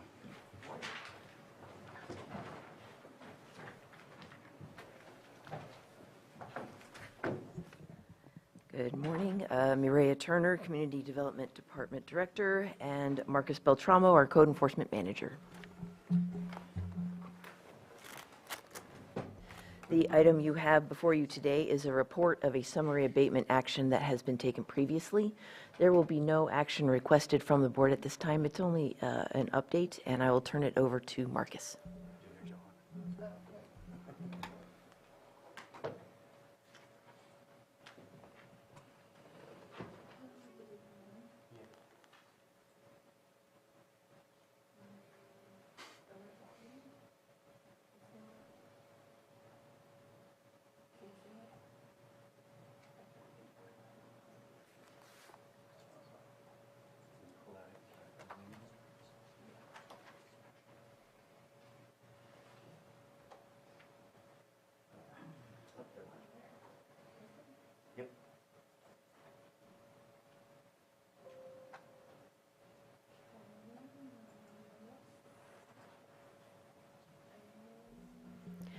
Might I just add that we're very thankful for the technical assistance. All right, good morning. My name is Marcus Beltramo. I'm the manager of the Code Enforcement Division for Lake County, and today we're here to give a statutory meet a statutory requirement to give a report regarding a summary abatement. The subject property is 6439 15th Avenue in Lucerne, California. I'll try to expedite this to try to make this as quick as possible. I know the board is busy today. But at the same time, there's some points I want to hit on. And the purpose of this report is to explain the immediate issues that needed to be or necessitated this abatement. Just some background real quick. The property owner of record is a Rhonda Morrill. The zoning is a single R1, single-family lot. It's about 0.14 acres approximately. And here's a map of the area, so it is in a densely populated area. So we arrived, our officer was alerted to this issue by a UPS driver that was in the area. He flagged down one of our code enforcement officers, said, you need to come over here and you need to look at this property. Officer Chris Colin, who's not present here today, responded. He went to the property. These are the photos that he initially took of the site. As you can see, there are a lot of code violations here in this situation. The property's in a certain state of disrepair and trash all over the place. We found the property owner actually inside the car, and she was charging her car phone off her car battery. I mean, her smartphone off her car battery. So we also discovered that there was lack of water service to the property for about 9 years, going back 9 years. Based on the photos that we initially saw, the fact that there's lack of water services for at least 9 years, based on our training and experience, we had concerns regarding the inside of the property. So we obtained an inspection warrant.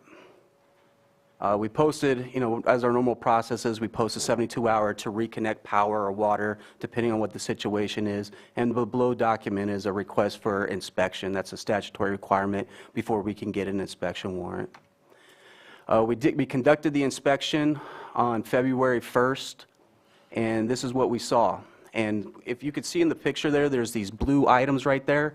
Those are what they call chuck pads. They're medical pads. And what we saw in there was what we observed was human waste.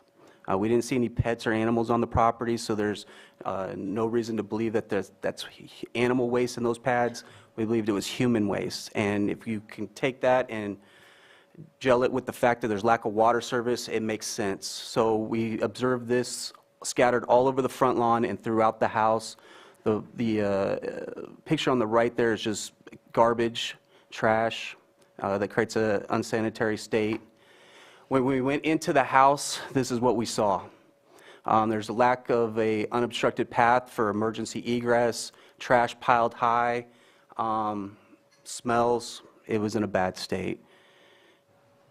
We requested a summary abatement, which was granted. The summary abatement was conducted from February 2nd through the 5th. Again, we only abated those issues that presented an immediate risk. We did not abate everything on this property. So we only took the unsanitary items and created an unobstructed pathway out of the house. This is just other photos of the condition of the property. The pictures on the left, we did not abate any of those issues. That's just showing further conditions of the property, which necessitated the inspection warrant. The picture on the right are the issues that we did abate. And there were issues on the inside and the outside. And here's just kind of a more panoramic view of what we're seeing at this property here. So it was in a very poor condition. Again, photos from outside and inside. Again, everything in blue that's containing human waste.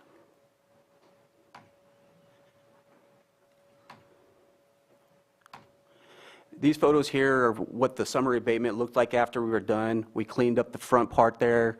Again, we didn't take everything. Some things were just pushed to the side. We just took those things that were an immediate health and safety issue.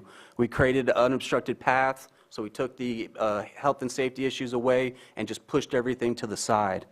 So that way we did allow, if she was to go back in there, the property has been red tagged. She should not be in that property, but in case she does go in, there's an unobstructed pathway. We cautioned off the door there. There was a failing deck there, so that deck just came down. We cautioned off the door. We did red tag the property, as I mentioned earlier. She is not allowed to be in the property unless she's correcting the violations. That would be removing trash or debris. She can't be occupying the property. Here, the invoice for this, the invoice, we paid $7,000. We hired 360 Junk Removal. That's one of our contractors on file. And we moved approximately 16,480 pounds of unsanitary or health or safety issues were removed from the property. That's the end of my presentation and my report. Thank you very much. Any other comments? Vice Chair? Yes, just wanted to highlight that I think it was the first day they were working on this. I ended up stopping by, seen it, and it was really needed, for sure, as you can see in the pictures, but just even on the outside, you can tell that it needed to be tended to. But it makes sense that they flagged you down, because there had been no way you could have known this without someone telling you, because it had a fence, you couldn't see inside where it would have, like from any other street, you would be able to see all of the garbage and whatnot. So, yeah, no, it was very important. I'm glad that they did that work, but there's also another one that sprung from that. We ended up going to another street in Lucerne to check out another area that had the similar issues. So these guys were not only working on that, but then there's another item on the agenda next that was on like basically the same day they were working on. So I just wanted to highlight that I did witness a lot of that work being done. Thank you. Supervisor Green? Yeah, thank you for this. We don't have to talk about it today, but yeah, the abatement need here was pretty ample. The $7,900, that seems awful cheap for the amount of work going on here. So I just, maybe some later day, we'll take a look at cost recovery and making sure we're doing enough on that. This particular thing popped midweek, so my question has to do with the property inspection warrant. I assume you have a process that's pretty solidified about getting them, and it looks like you were able to get one easily. Kind of same-day service, but what if the same thing had popped over the weekend? Can you just explain a little weensy bit about how you obtain a property inspection warrant? So the property inspection warrants are covered under state law. I believe it's California Code of Civil Procedures 1822, and then the sequence that follows after that. That lays out what the rules are for an inspection warrant. Our abatement warrants, there's no such thing as an abatement warrant, but what case law says is that an abatement warrant, if you mimic the steps of the inspection warrant, then that's good as well. So we follow the state California Code of Civil Procedures for an inspection warrant. We did take this up to the judge. We did express the immediacy of the issue. We did ask and request that the 48-hour notice be waived. So we followed the state law and the theories for getting inspection warrants, which has been reasonable cause. And would that same process have worked as well if you had stumbled across this on a Saturday, for example? So code enforcement does not work on a Saturday, so we would not stumble it across this on a Saturday. But if this issue did arise, the next issue might be more relevant to that type of situation where these immediate issues may arise on the weekend. Judges, I don't believe, work on Saturdays either, or at least the judges that we go to. There may be a judge, I believe there's supposed to be a judge on call 24 hours, but we'd probably have to consider that and put processes and procedures in place to address those issues if they did arise on a weekend. Okay, thank you. So I appreciate the cleanup on this. This is I'm just going to use blunt words, that's disgusting. And to be a neighbor in that neighborhood has got to be offensive to live in that area. I'm not certain that I agree that it reaches the endangering the community versus getting a summary abatement that is signed by a judge to cover us, that we have the ability to go on private property. If it's the potential fire, potential hazardous material, which I guess is what you're saying it is, but I feel like there needs to be better documentation for me to understand rather than just interpretation of. Cleaning it up, 100%. Dealing with the property. I'm not sure that I'm almost concerned that we opened up the house, leaving it in the mess that it is, and making it as accessible as it is now versus just red tagging and saying, you cannot go back in this house. We're boarding this up. Because that to me is a hazard to whoever goes back in, because now we've opened up walkways and ability to live in the home when that home is not meant to be habitable. And so I'm kind of concerned that we created that situation rather than dealing with the outside stuff, locking up the house, but that's just me expressing myself. Obviously, we need to deal with this. What I'm wondering is, what's the timeline for the next steps? Do you have those in mind? Because obviously, we're not done with this property. The notice has been issued, and we're most likely going to have to abate the property in the next coming 30 days. And the reason, again, I think that there is good reason to do the things that you're doing, not at all trying to dissuade you from doing the cleanups that you're doing. Every time we do something without a warrant that's signed by a judge, we open ourselves up for going on someone's private property. this is the third one, or this will be the third one that we see, maybe the fourth one that we've seen in the last, but before we weren't doing those things. Now, granted, maybe we were missing those opportunities and should have been doing those things. I want to feel very comfortable that without a warrant signed by a judge, that we're not going to end up seeing this come back to us in any other way. And so that's why I want to share those concerns, because I'd like to better understand. And I said that last time, and I think I'm going to continue saying it until I feel like there's maybe better documentation to help us recognize the difference between loss of life and limb, endangering the community with fire hazard versus dumps in other places, because I'm driving around going, is everything that I'm seeing here a summary abatement? Because there's a huge pile of garbage. What is a endangerment with this pile of garbage versus an endangerment on that pile of garbage? And I just want to make sure that we do this in the best of ways, and want to question it, not questioning, again, the end goal. The end goal, I think, is everybody's end goal, is cleaning up the community that is horrendous. We'd be happy, should it be the will of the board, to come back with a more informative and educational presentation regarding what could trigger or what information we do use to establish a summary abatement versus just a normal nuisance abatement or illegal dumping or anything like that. The information that we depend on comes from various fields of expertise.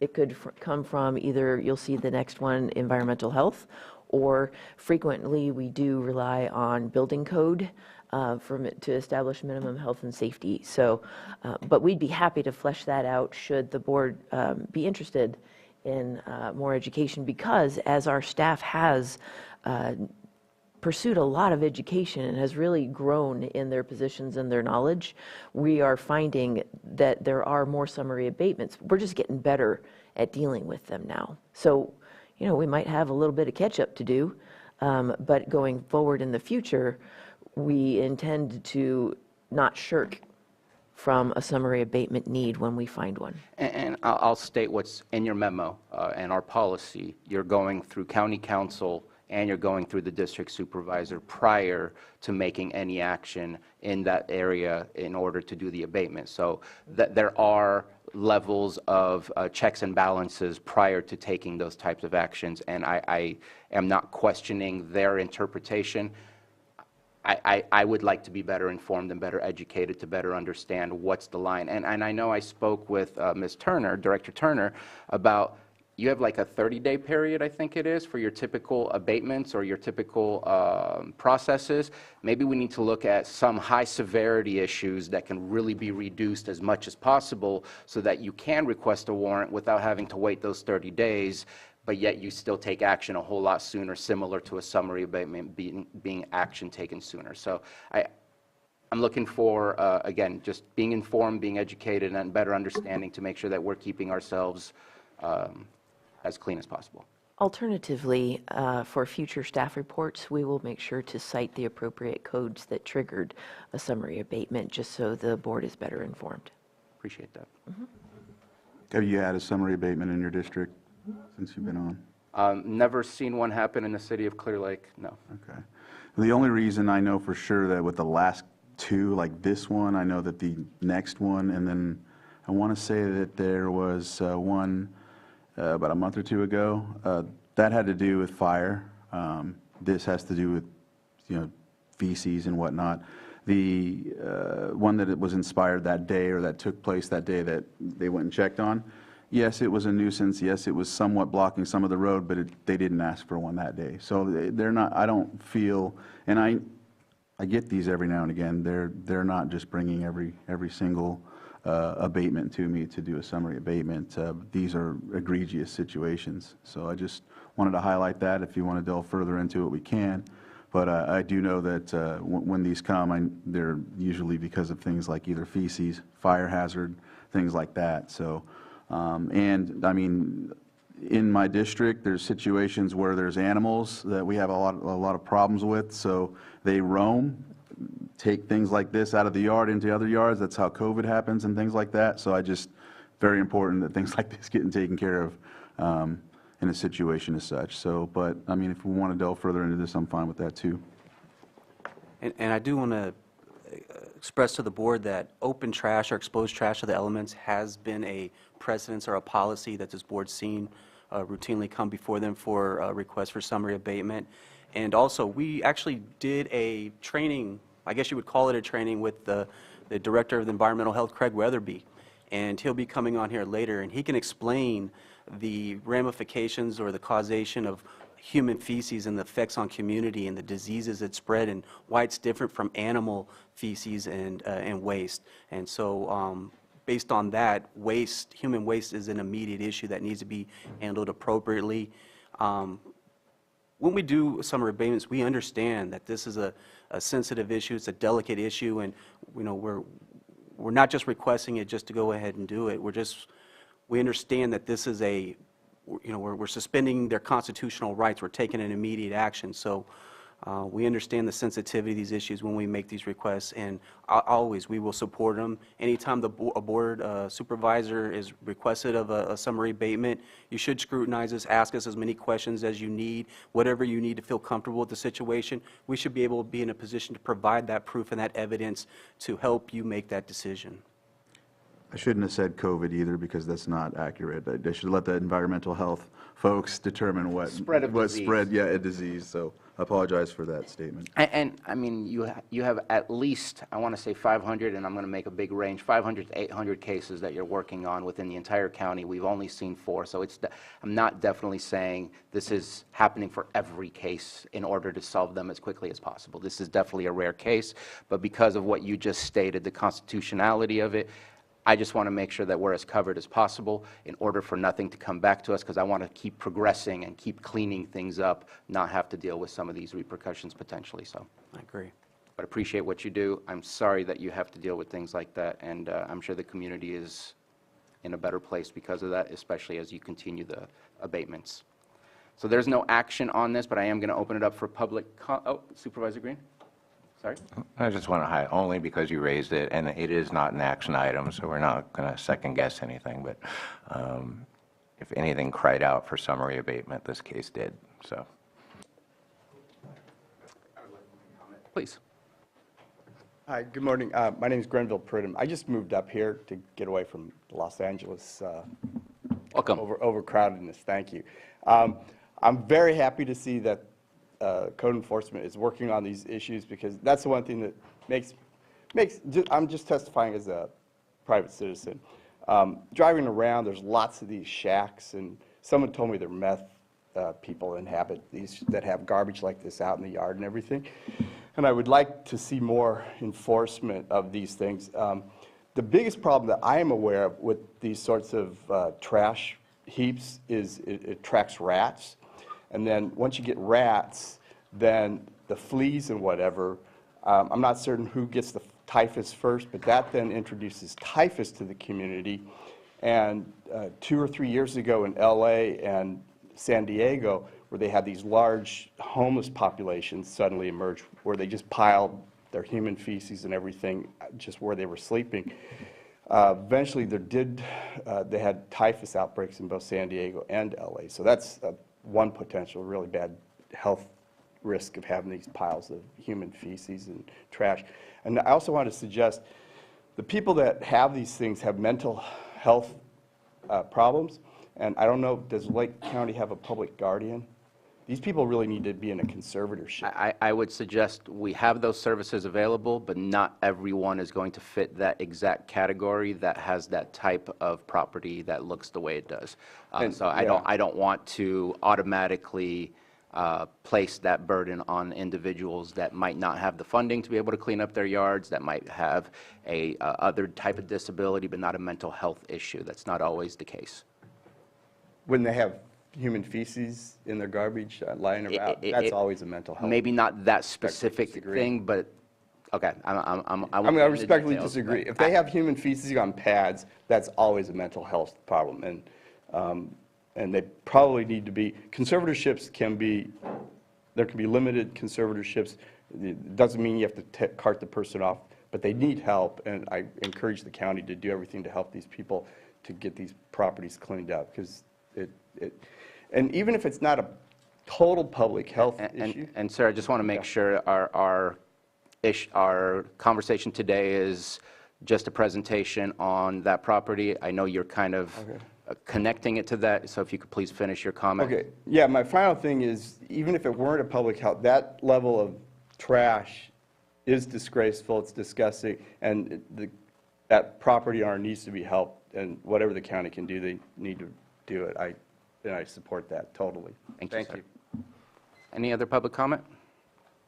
Is it just on that particular? Hey, if you want to have a public comment, please come up to the microphone. Well, Lenore Stano, Nice, 4038 Manzanilla Drive. I mean, there's oil all over Manzanilla Drive. It's going into the creek, into the lake, because they're chopping up stolen cars, and it's a mess. I would suggest have a conversation with your district supervisor or have a conversation with code enforcement, but at this moment, it's very specific about this house. Thank you. Thank you. And I do have a hand, David Hendrick. We can unmute. Hello. Hello. My name is Dave Hendrick. I'm in the Clear Lake Gardens subdivision in Nice. And we have a couple of properties here that have been red tagged for quite a while, and people living on undeveloped properties. And the situation basically is looking the same as that, maybe not quite as bad, but we've called code enforcement out. Mr. Hendrick, I'm going to interrupt you and say please reach out to your district supervisor or to code enforcement. Our item on the agenda is specifically to discuss the property in question. I've shared pictures with Supervisor Crandall. And I would suggest that we're not going to solve that issue today. I think it's been highlighted, and please reach out and continue the conversation. He has been coming to the town halls, and they had mentioned they were going to come and support these types of actions. And I'm not sure where the other statements came from, but they were going to support these types of actions because they have similar issues. So they have been coming to the town hall in Upper Lake and accentuating those things, so just letting you know that. Apologize for interrupting you, for bringing it back to speak specifically about the action taken on this property. We appreciate all the efforts that you've done and are proceeding in. Thank you. Thank you very much. And that ends our public comment, and no action required, so let's move on to the next item. And I'm lost here. The next item is 6.9. 9:40 a.m., presentation of report of summary abatement action taken for removal of one recreational vehicle on Highway 20, Clear Lake Oaks, registered owner Brett Hill Jr. And back to our community development team. Good morning. Community Development Director Mireya Turner. I have with me Marcus Beltramo, Code Enforcement Manager. The item you have before you this morning is another report on a summary abatement. This one is actually a recreational vehicle, which is unusual for us, and so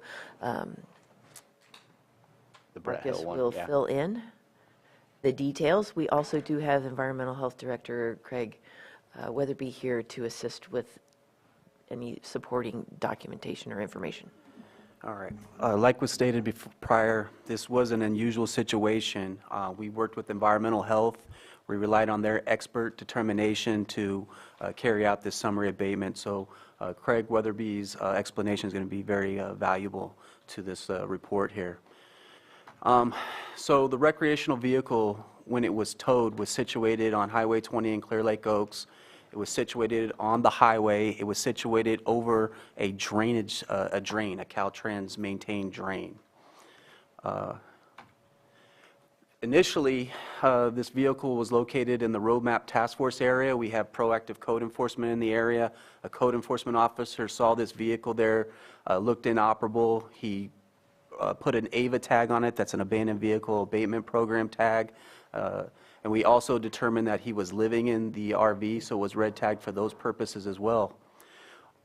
During his assessment and observation of the vehicle, our officer who's here today, if you have any specific questions, smelled odors that smelled like waste, human waste, and it was on the ground. It's hard to tell from the photos, but if you can see there's an outline of liquid on the ground, that would be the areas where the sewage tank was leaking on the ground. Again, this is raw sewage on private public property here.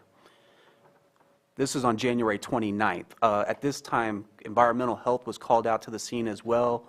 Their inspector gave counseling to the registered owner, Brett Hill, about what remedies and actions he needed to take. And that was basically the end of the issue, the occurrences on January 29th. On February 2nd, which is the date that Supervisor Crandall has referenced prior, this was a very busy day. We went to 3 different properties on this day within a span of about 2 or 3 hours. So while we were doing a summary abatement, environmental health contacted me, said, hey, the RV is now on Highway 20. And here's a photo. Caltrans earlier had come out, told the RV that they needed to move. That's approximately around 12:30, 1 o'clock in the afternoon. Environmental health got word of the situation. They contacted me, said he parked over a drain. The raw sewage is leaking into the drain. This is an emergency situation. At this point, we had to come up with a strategy to determine how we could handle and resolve this issue. Again, the registered owner, who's seen in this picture here, was told to move the vehicle. He had not moved the vehicle. And if you can tell from the timestamps, the first timestamp's about 1:50. I can't see very well from here. And the other picture is around 4 o'clock in the afternoon. So within a span of 3 hours, he did not remove the vehicle as he was told by a CHP officer and by our code enforcement officers. Here's after the vehicle was towed. This is just what was left over. All the white stuff and the stuff on the highway there, that was left by the vehicle. The raw sewage, unfortunately, went into the drain and washed away. Caltrans was on the site as well with us. The individual in the orange jacket there is Caltrans. CHP showed up later. Fish and Wildlife were notified. At the end of the day, it did not seem like there was any other agency who was willing to take an action. We worked with environmental health. We requested the summary abatement, and we towed the recreational vehicle. Here's some further pictures. As on the right, you can see why he was out there. He was trying to fix the leak by spraying the foam. So he's spraying this over a drain. The stuff on the bottom is the foam coming off the septic tank that was leaking. We did have the vehicle towed. It cost us approximately $2,500 to have it towed. And basically the vehicle, because this is not a normal summary abatement or something that we tagged in our AVA program, we have now taken possession of personal property, and we're following state law about how to handle that personal property. The registered owner has been made aware of where he can retrieve his property and how to retrieve his personal items. But right now we're storing the vehicle for 60 days, and then at that time we're going to dispose of it in accordance with the code. The abatement code allows us to dispose of any materials collected during an abatement in accordance with county surplus policies. So right now we are storing the vehicle. So the cost of this is $2,500 plus about $300 in storage fees. Right now the vehicle's been moved to a secure location. The sheriff has worked with us on this to reduce our cost basis. This all occurred in the Roadmap Task Force area, and we're using those funds to address this issue. And now I will let Craig Weatherby explain his analysis and reasons for making a determination that this was an immediate issue, that health and safety issue that needed to be abated. Thank you, Marcus. Can you hear me okay? I'm not sure my mic is working well. We can hear you fine. Perfect. Thank you very much. Appreciate that. Yes, so this is definitely an unfortunate situation. Going with the timeline that Mark has provided, Environmental Health was contacted about this matter on January 29th. Inspector Daniel Gould was on site to assist with this matter. He had conversation with the owner of the RV, provided additional resources, gave him some contact information for people who might be able to help him, and secured a promise that he would move the RV out of the area and conduct the repair while also taking care to empty the tank and not use their sewage on the RV while they were in repair of this system. That was on the 29th. On the 2nd, we observed the RV relocated, this time directly across the street from the Clear Lake Oaks Keys area. and directly over a storm drain and still discharging sewage waste onto the ground. We requested the summary abatement for two reasons. One, since the owner of the RV had already demonstrated an unwillingness to correct the problem and further exacerbate the issue by parking over a storm drain, which immediately went into the Clear Lake Oaks Keys, less than 100 feet of travel distance, we felt that that was a significant biological concern to the public health. And then adding to the problem was, you can see the rain in the photos. That was the beginning of that second large storm system that came through our county.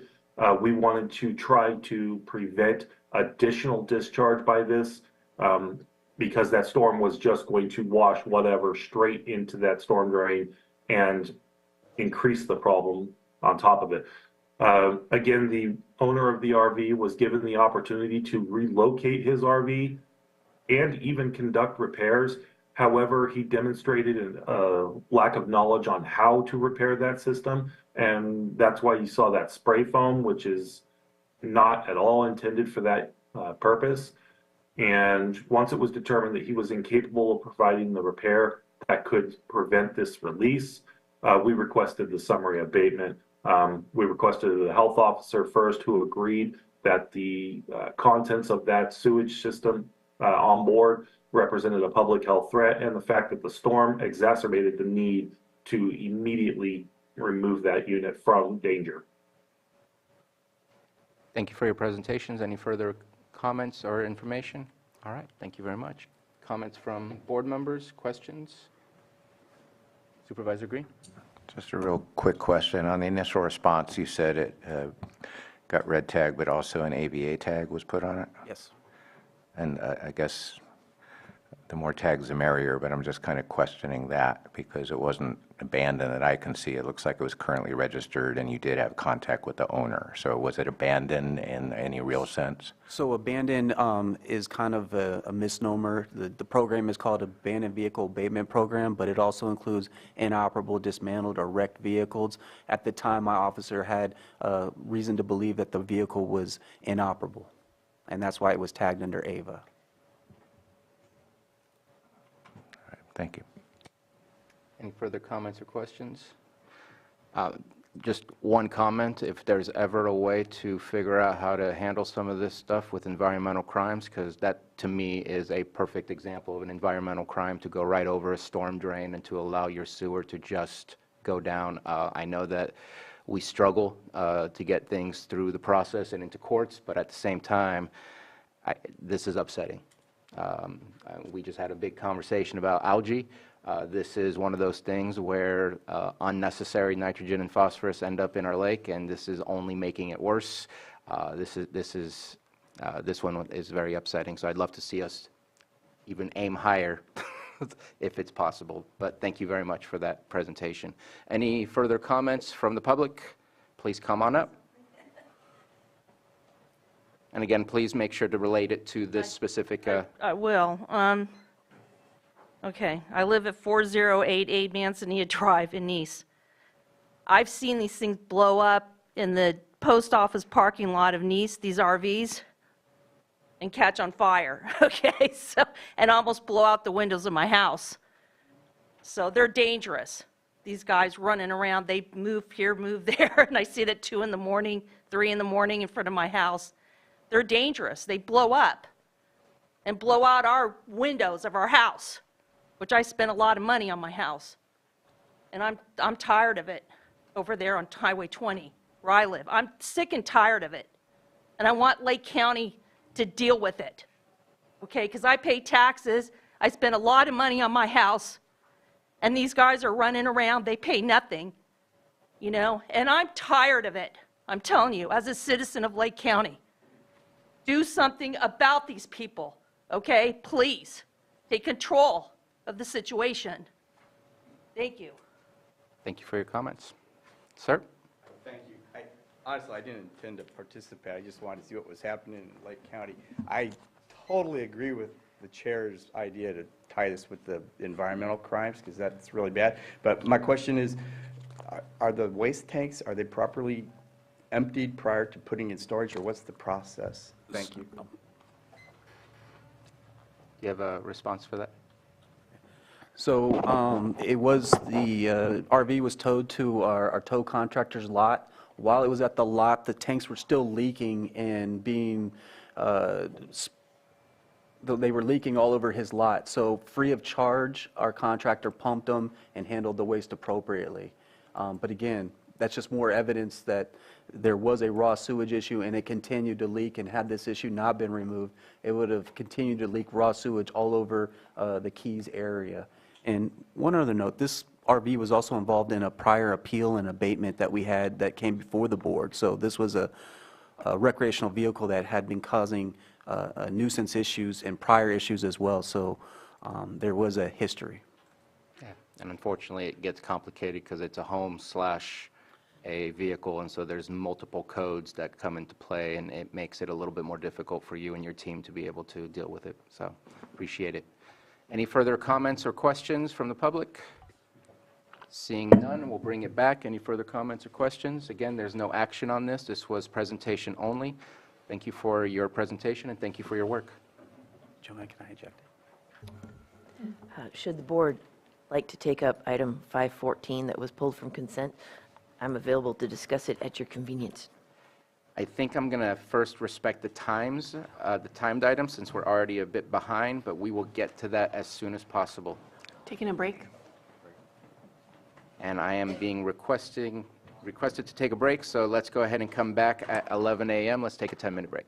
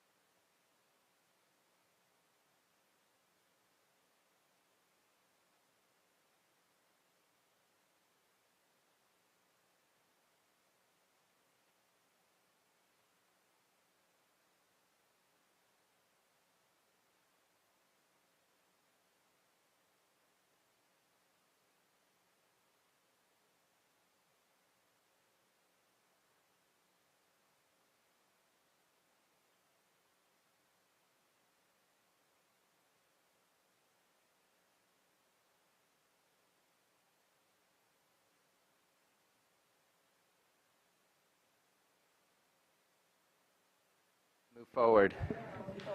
All right, welcome back. Thank you, everybody, for being patient with us. This is our 6.10 item, 9:50 a.m.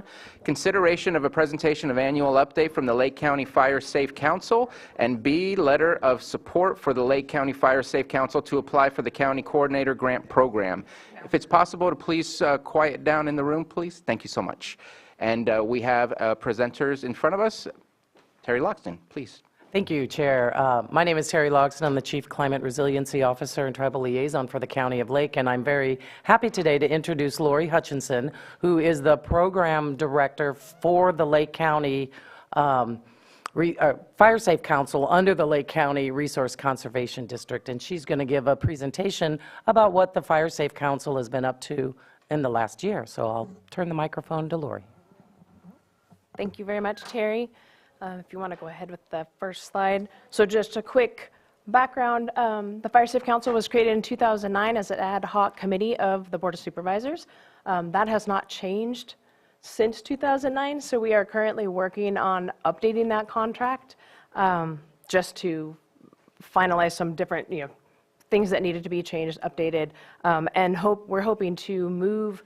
I've always been under the Resource Conservation District. We are hoping to make that a permanent program of the Resource Conservation District, make things go a little bit smoother on my end.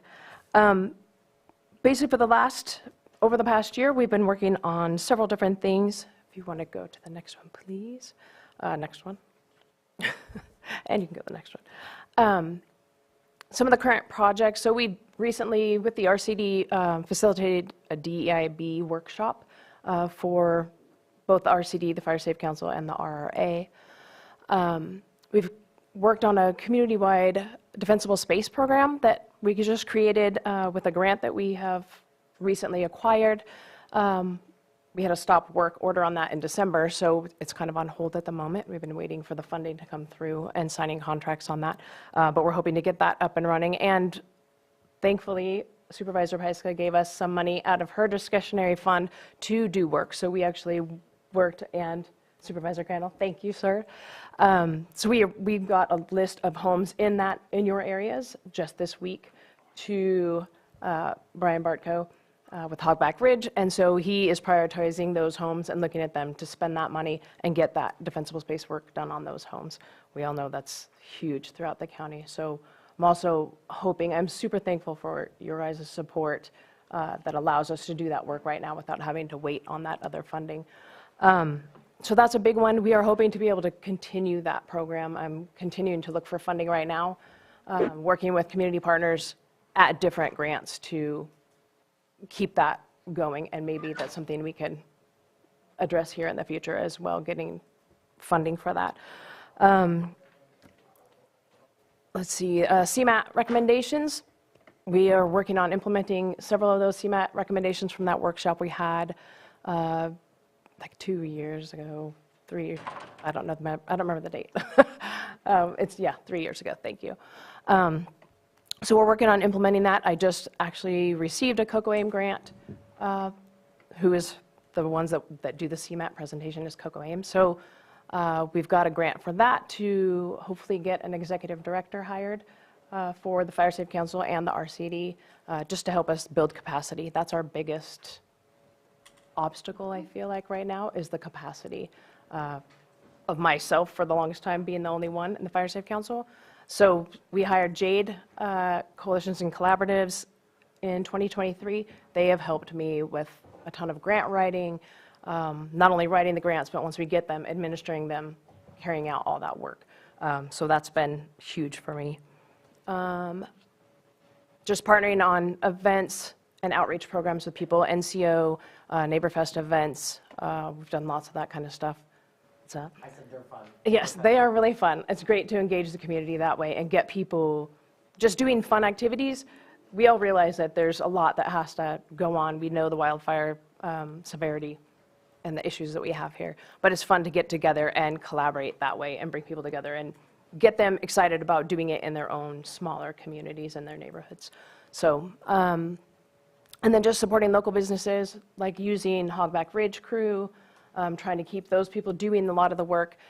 and any other contractors we're vetting here in the county that we can utilize as well. And then we try to support local businesses for these events by hiring them for food services and stuff. Next one. Just pictures. We can go to the next one. The Defensible Space Program, we can't play the video, but if you go to the next slide, Terry, there's a couple of pictures. Here's a before and after picture of one of the residences that we worked on. So we have about $2,500 per household for each home that we go to do this work, and so it varies.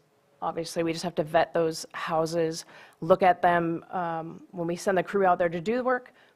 Some days we think, this is, the homeowner will tell us this is an all-day project. Well, you send a crew of 8 to 10 people out there, they knock it out in 2 to 3 hours. And it's like, okay, well, now we need to find another home to do. So we're working really hard to get those all scheduled with that contractor in same neighborhoods, so that's the best use of their time.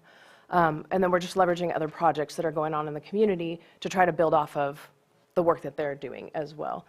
So we recently did a PG&E project in the Black Forest area, Rivieras. Tara's doing work there, Clerk is doing work there as well. PG&E has asked us to apply for the next round of that grant. So we will continue to work on that evacuation route through that Black Forest and working with the community partners there. I kind of already talked about Jade, hiring them. They've been phenomenal for me.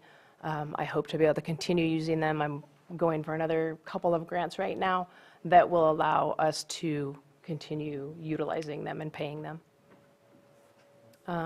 Future Fire Safe Council, kind of same thing. You can go to the next one, Terry. I talked about all these things already, except for the strategic planning. We're working on that as well. Hopefully with this executive director, when we find somebody, we'll start working on that very specifically to keep us moving forward. And then the California Fire Safe Council Coordinator Grant, NCO had that previously. We are hoping to get the letter of support from you guys today so that the Fire Safe Council can go for that round of funding this time. So that will just continue to help fund myself and also Jade Collaboratives. We can pay them through that grant as well to keep furthering our work and do executive director, any of the other capacity building stuff that we are looking to do with personnel. Is that it? Yep, that should be it. Anything further to add before we go to comment and questions? Infinity. I'm just glad you're doing it, not me. Nope, I think that is all I have. Thank you for all the work you do. Thank you for your presentation. It's very appreciated. No matter how much rain falls out of the sky, we're all still worried about fires. We've all experienced whether evacuation or losing homes, and so it's very important to continue that work. So thank you very much. Absolutely. And I believe that Supervisor Pyska has a comment or a question. Appreciate this. This presentation and update, Lori. You've done incredible work with the Fire Safe Council, and we have been putting a lot of effort into developing both the RCD, the Resource Conservation District, and the Fire Safe Council so that they really can stand up on their own. That's been the goal for the last several years, since the very beginning when I very first took office and I was assigned this committee, which we've been working through the contract. We've been trying to figure out how to get it to be self-sustainable. And what you've talked about are the layering of grants and opportunities that we've been doing. It's not just one, it's many, many, many. Building up that capacity, partnering with the RCD, bringing Jade in. There's been a tremendous amount of work, and the goal is to disconnect this council from the county so that it can be its own entity. And so that's been the goal for a long time. We're getting really, really close. So I'm just so grateful for everybody that shows up for the monthly meeting, that participates, and all the partners that lend a hand. And the Defensible Space Program is something that we've needed in this county for a long, long time. People have always asked us about it because we have many seniors, low-income folks, vulnerable folks. And we know that if we don't have everybody in the community having defensible space, then we're not a hardened community, and then we're susceptible. Your neighbor's susceptible if you don't have defensible space. So this is a big, big deal, and this is a program that we really need to figure out how to make it permanent and sustainable in our communities, which is why Vice Chair Crandall and I front-loaded this program. There were some issues at the state. That's why the stop order happened. But in speaking with Deputy Director Bigelow, it looks like it's getting all worked out, which is good because we need that. But not, we have our regular defensible space, our annual maintenance, but this year and last year got hit by hard storms that caused a lot of damage. A lot of trees came down last year in the lower elevations. And then this year up in the higher elevations. So we really need to be able to expand it when we have that need, because right now in Cobb, we've got all thousands of trees down everywhere. In 6 months, that's a hazard. So really, we finally have this program, and it does, it highlights the need for seniors, but also our Latino population.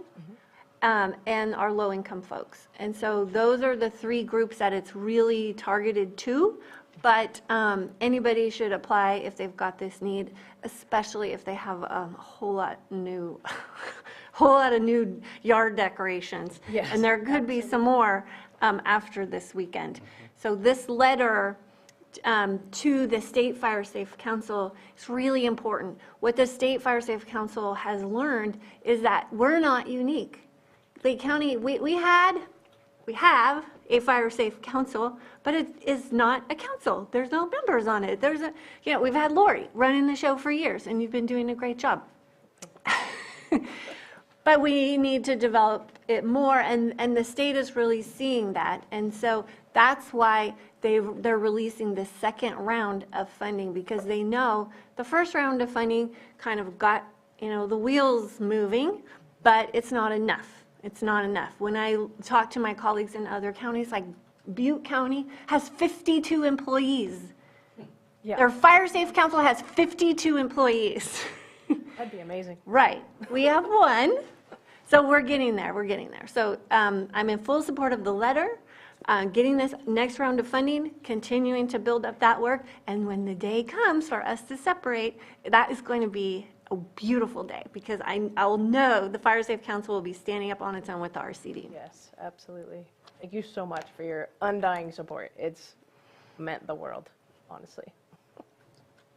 Happy to. I see no further comments or questions. I'll ask a quick question. So this is very similar to prior grants that you said was going through NCO in the past. Is it going to be logistically coordinated in the same way, where they apply for Lake County, they receive the fundings? Who was doing the reporting and actually running the actual grant based on the requirements from the state? Just wanted to check in, just because it has the County of Lake's name. I would suspect there's a certain level of capacity required from the County of Lake in order to ensure that requirements are met at the state. Just wanted to better understand that process, and if that's the same process we would be using. It's different because NCO applied last time. So they didn't apply for the County of No. Lake, they applied as their own? They applied Gotcha. through the Risk Reduction Authority, in partnership with the Risk Reduction Authority. And NCO, because again, we were trying to figure out how do we build up this program. And so a lot happened. NCO supported the meetings. There was staff time. There was the best fits grants. There was a lot that came out of that, but it wasn't exactly the correct fit. And so now that the RCD, we've been developing them, and with the help of Jade, now the RCD as a special district has the capacity to apply for the grant and support the Fire Safe Council grant, or Fire Safe Council, even though we're still tied with the county. Right. And so the RCD will still be administering a lot of that grant. Reporting will go through the county as well, but we will be doing, myself and then the RCD will be doing all that reporting and making sure it gets there on time and to whoever it needs to go to. But you guys will be looped into that as well. Okay. And my question is always one of capacity. I don't think this would be brought to us if there wasn't the capacity to be able to do that, but I do have concerns of capacity. We keep asking more and more from our admin, and it doesn't sound like any of the funds would go to the county, so we would be using our own general funds in a sense to process, and maybe that's $5,000. I don't know what the exact cost would be, but just thinking out loud for future causes, as there is an increase and there is more that's capable to be done through these grants, that it would also maybe ask more from the county, and maybe at that point looking at a grant that can split off a portion to the county to help pay and compensate for the work that the county will be doing on their part to ensure, because if there are issues with grants, that all would come back to the County of Lake. It wouldn't come back to the Fire Council, and I just want to think in the future, want to support what you're doing and continue what you're doing. Expanding capacity and being able to do more work to keep people safe in our communities is super important, but just wanted to put that concept out there and just think of how it is that we can share some of those resources as well. But we already fund the Fire Safe Council through Title III. So we already receive those funds. Then they go through the RCD and into the Fire Safe Council, and that's how Lori is paid. Right. And then Kristen Murphy is my Jade partner. She could not be here today, but she would have been the one that would be able to jump on that and answer like, oh yes, da-da-da-da, because she's great about all the grants. But I know that you can write into some of these grants, you take the administrative fees and pay things out of that. So I don't know how that works with the county, if it's a contractual.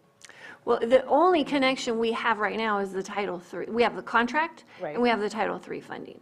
The RCD is handling all of this. All of the rest of this. So we don't have an obligation for this grant. The RCD and the Fire Safe Council is handling it. I would say we do. If our name is on the grant and Yes. it's a pass-through, we need to ensure and review that the reporting is being done appropriately and not just not take a look at it. So there's a certain level of oversight that's required from the county. Yes. Again, it could cost a maximum of $5,000, and even then, it might not be that much. But there is a certain capacity and cost that is attributed to the county for doing it. Very similar to what's already happening with the Title III responsibility.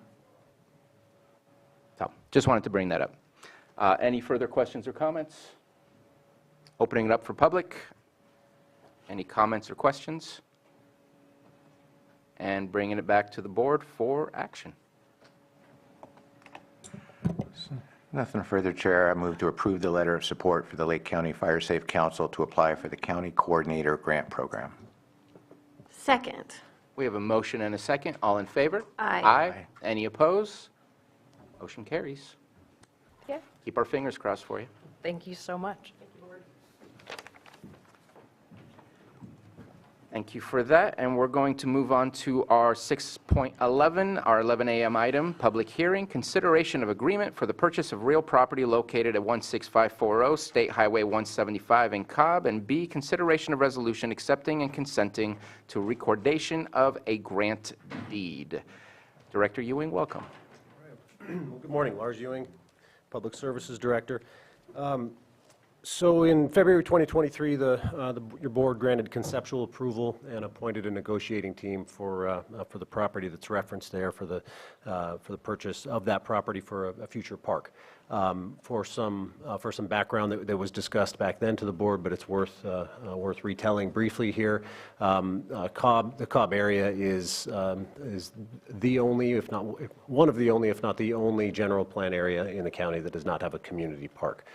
So there's an ongoing pursuit of that, or at least an ongoing desire for a park up in Cobb. That's referenced in their, I believe it's a draft area plan, but it's also a pursuit that's emphasized in the draft Parks, Recreation, and Trails Master Plan that we just received. So it's supported through that. It's been identified as support through a lot of public outreach, and so we pursued that. Board approved that location, the property, for a future park. Since then, after the conceptual approval, Staff worked on a variety of things. We secured a preliminary title report, an appraisal. It was appraised at $390,000.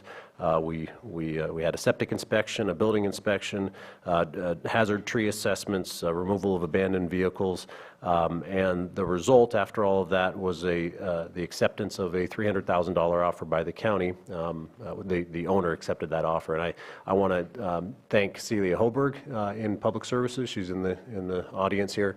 Her background as an escrow officer in property acquisitions was, I mean, it was just immense. So can't thank her enough. After that time, and it will concurrent to that, from June of 2023 till now, there are a few other items to point out. We do have a CEQA notice of exemption and a general plan conformity for the acquisition, and the acquisition alone. That does not include the actual development. Those are separate actions. We had tribal consultation with Middletown and Big Valley Band of Pomo Indians, just at a very conceptual level. Again, not for the actual design, but just to start the conversation. We also have a concept plan for potential park development. Again, just concept only at this point. So if approved, if the purchase is approved, moving ahead, we Public Services would initiate an additional public outreach process to develop both an interim and a long-term use plan for the project. The funding that your board appropriated was $1 million, and with this purchase plus ancillary costs that we have closing costs and appraisals, other things that I mentioned earlier, we have somewhere in the range of $650,000 to $670,000 remaining for the project, which will not go to full construction. We still have planning, environmental studies, design to do. So the intent would be to get to a point where we can open it to the public with the funding that we have. That would be the phase one, enough that we would likely have infrastructure in place to use the park, some trails, and then the phase two work. It's my hope that we can secure grant funding for that. There are a number of grant programs available for park development. While there has been recently a big push for that and a lot of funding for parks through Prop 68 at the state, there are other avenues that we can pursue for that. So for that, the follow-up development, it's my hope that we can pursue external funding. And it's worth mentioning, continuing from there, tribal consultation and maintenance is another thing to touch on. The project is in an area, the property is in an area where we don't have a maintenance yard. So there will be a maintenance impact, which comes with annual costs. I'm pretty confident that we can address that with our ongoing operations budget that we have now. And if we identify the need for additional funding, then I would be discussing that with admin and how we can work that out. So it's my recommendation that we move ahead with the purchase. Happy to answer any questions if they're detail oriented with respect to the acquisition. We certainly have a good team over here and Celia in the audience to help me out. So I'll hand it over to the board. Thank you very much for the presentation. Supervisor Pyska. Well, thank you so much, Lars. This has been a big push, and Celia is such a rock star. You are so awesome. Your team is amazing. This really has been the vision for a long, long time. Going way back, decades, people have been trying to figure out how to get a park in Cobb. And so the time is right, and the resources are there, and the property was identified. And I really appreciate you coming so many times to do outreach work with the community. You gave up a lot of nights and weekends for that, to be in the places where people gather and get their vision. So I'm really excited for this to unfold. Great, and I'm glad you were looking at Celia when you said that. She really was the workhorse behind it. Supervisor Green. Yeah, thank you. Appreciate the presentation. Going to be excited to support this. I did spend a little time scrolling right now just because it wasn't attached to this item. I assume the minutes of the June 8, 2023 Planning Commission meeting does reflect what's stated in the summary in the staff memo, that they did make findings of conformity with the general plan and also found it to be categorically exempt from CEQA. I just want to note that's not presented with this bundle today, so all I had to rely on was the summary and the staff report. Again, I haven't found the minutes, but I did find the agenda item, so it looks like everything's in order on that, so thank you. Mike Shaletto, is that the right name? Oh, yes. I'll never forget, because I agree 100%. Parks is economic development, and it's what attracts people to want to live in areas, and not having one is definitely a disservice to attracting people to wanting to build, invest, and be in a community. So this is great news for that area. I think every community deserves to have its little green space to enjoy and get away from, and so looking forward to seeing how this pans out, how this develops. Great. Well, thank you. And on the note of Mike Shellito I should say, not or, but Parks as an engine for the economy. I referenced earlier the Parks Master Plan, the Parks Recreation and Trails Master Plan that's in draft format. So in the next few months, you'll see, the board will see that going through a public review period, going through a presentation with the board. So we're coming to the completion of that plan, which is not a part of this item, but certainly worth referencing, and you can keep it on your radar in the coming months. I did try really hard to see if there's a way to directly connect to the trails and bogs, but it's just, it's You not don't have to worry about that, we got that. It's not going to be perfectly direct. It'll be an indirect connection. We're working on that with property owners. So, any further comments or questions? Open it up for the public. Celia, do you have anything to add?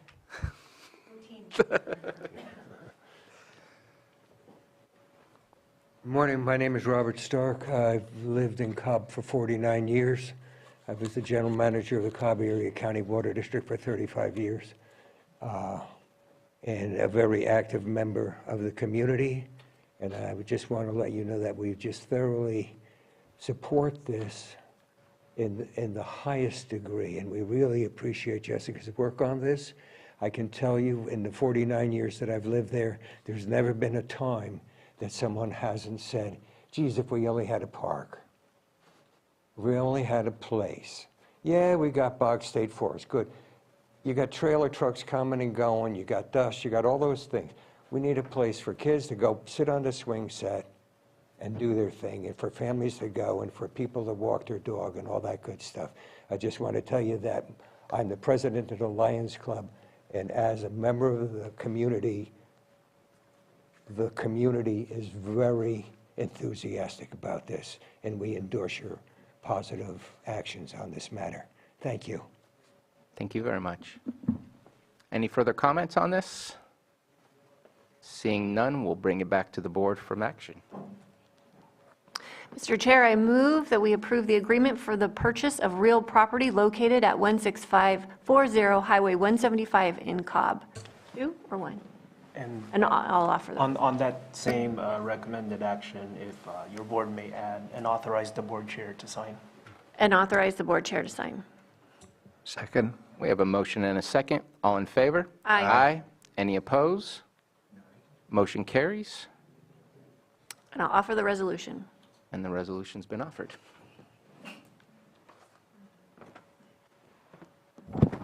Supervisor Crandall? Aye. Supervisor Green? Aye. Supervisor Pyska? Yes. And Supervisor Sabatier? Aye.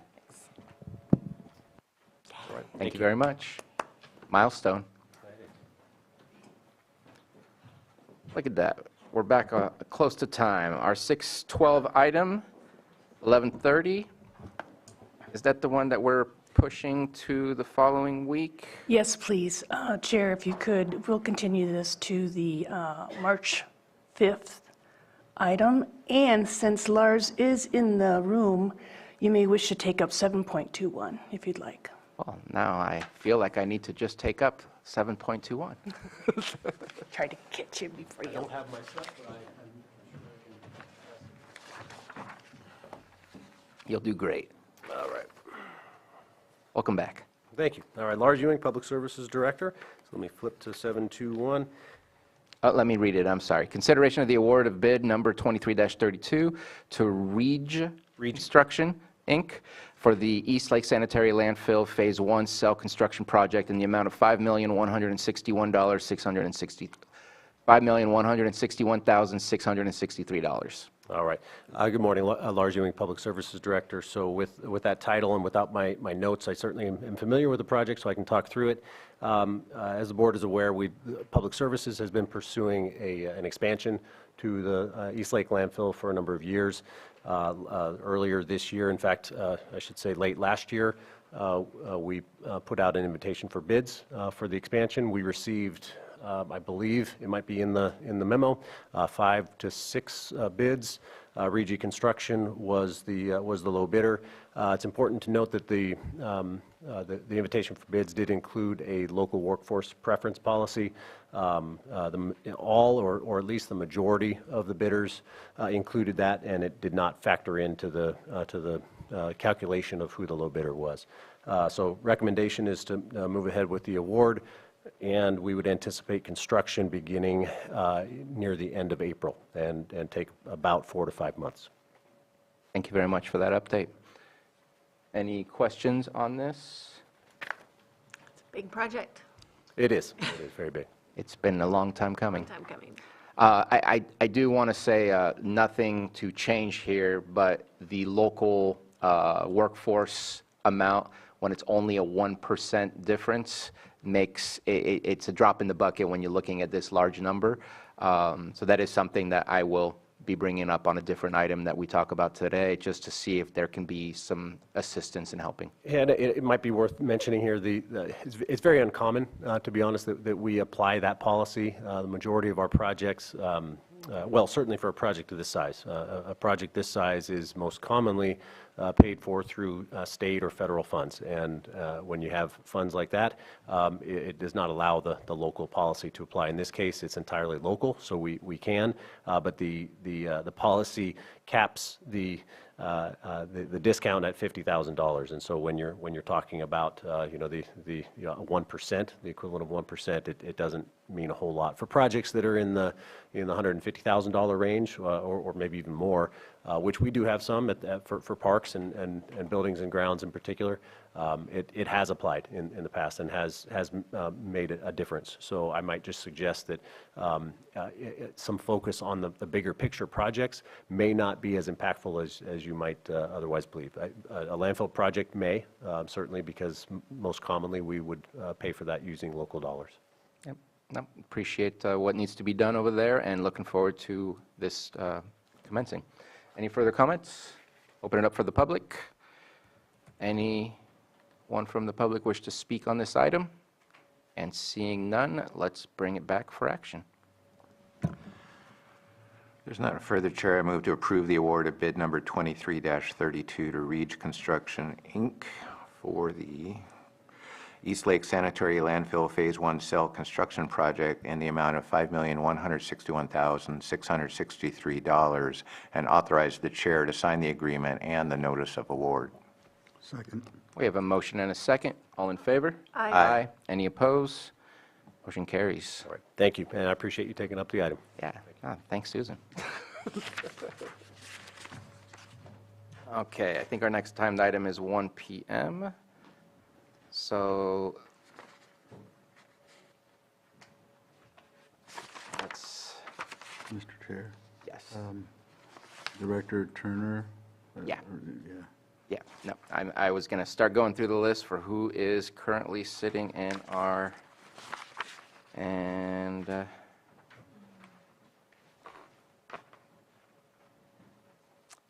Director Turner, would you like to take up your items? We have 714. Consideration of First Amendment to Agreement between County of Lake and Placeworks for planning services to prepare the Lake County Climate Adaptation Plan for an increase of $186,000 for a total amount not to exceed $2,074,954. And with that, I'll turn it over to Director Turner. Area Turner, Community Development Director. The amendment that you have before you today is to add the climate adaptation plan to the existing agreement that we have with PlaceWorks for the update of our general plan and local area plans. We were awarded funding for the climate adaptation plan through the APGP grant and wanted to thank our Chief Climate Resiliency Officer for working so hard to secure those funds. The basis of the climate adaptation plan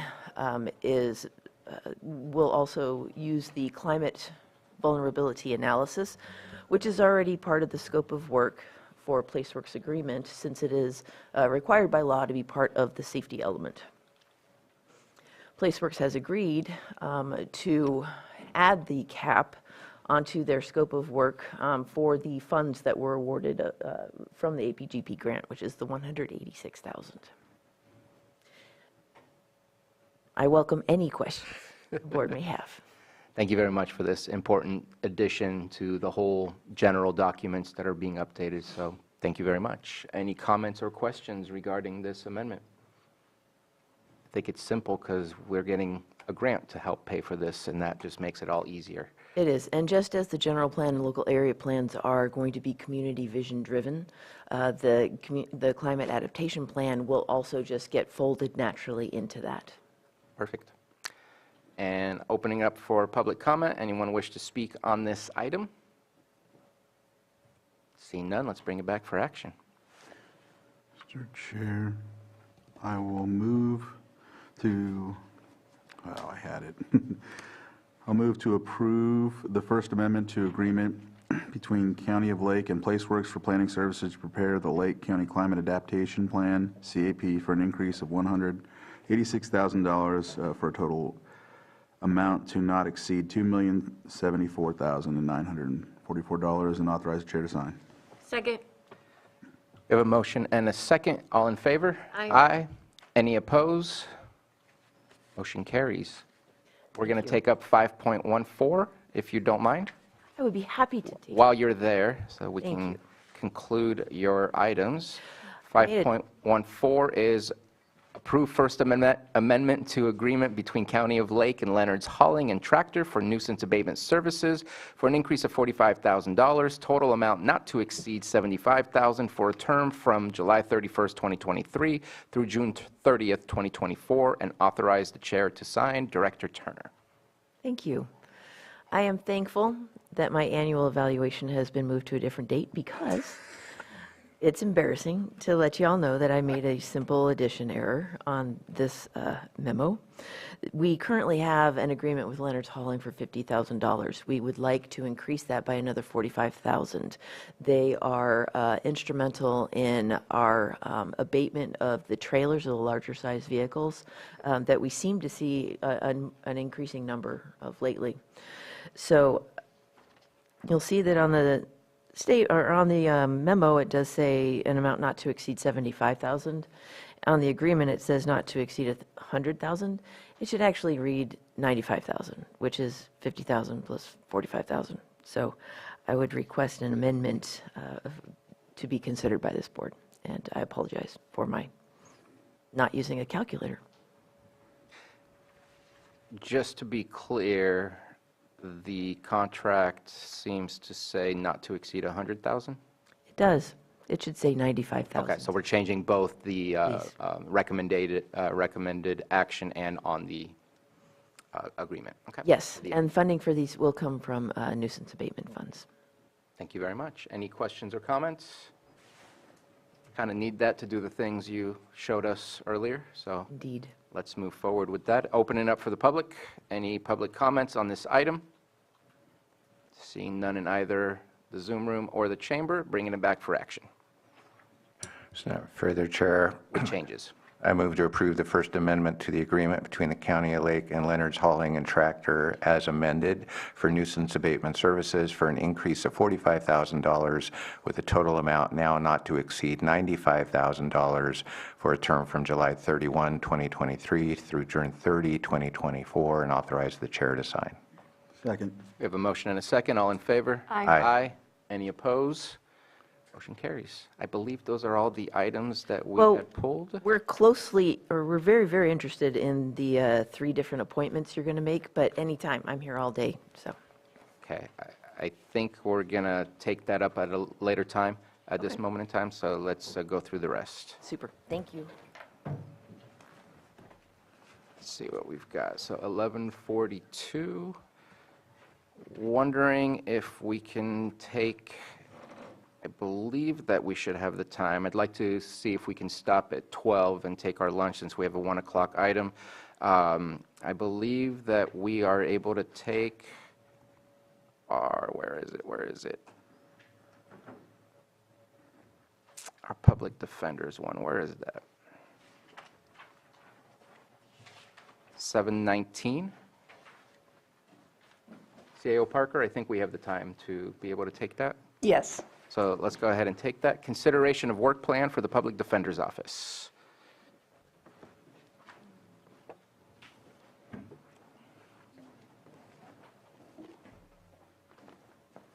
And welcome, Mr. Buenaventura. Good morning, everybody.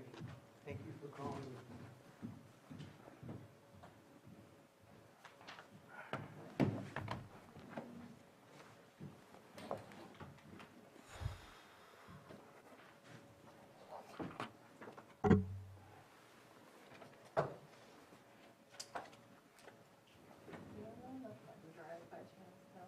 I don't.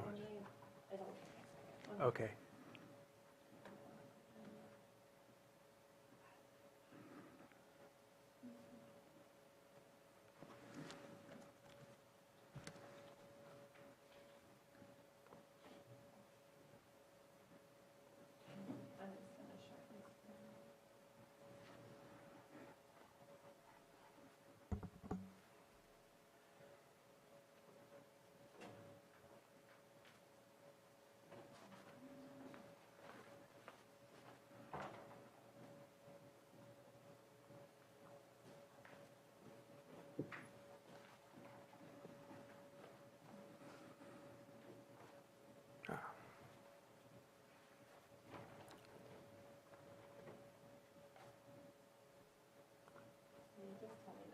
Yeah, sure.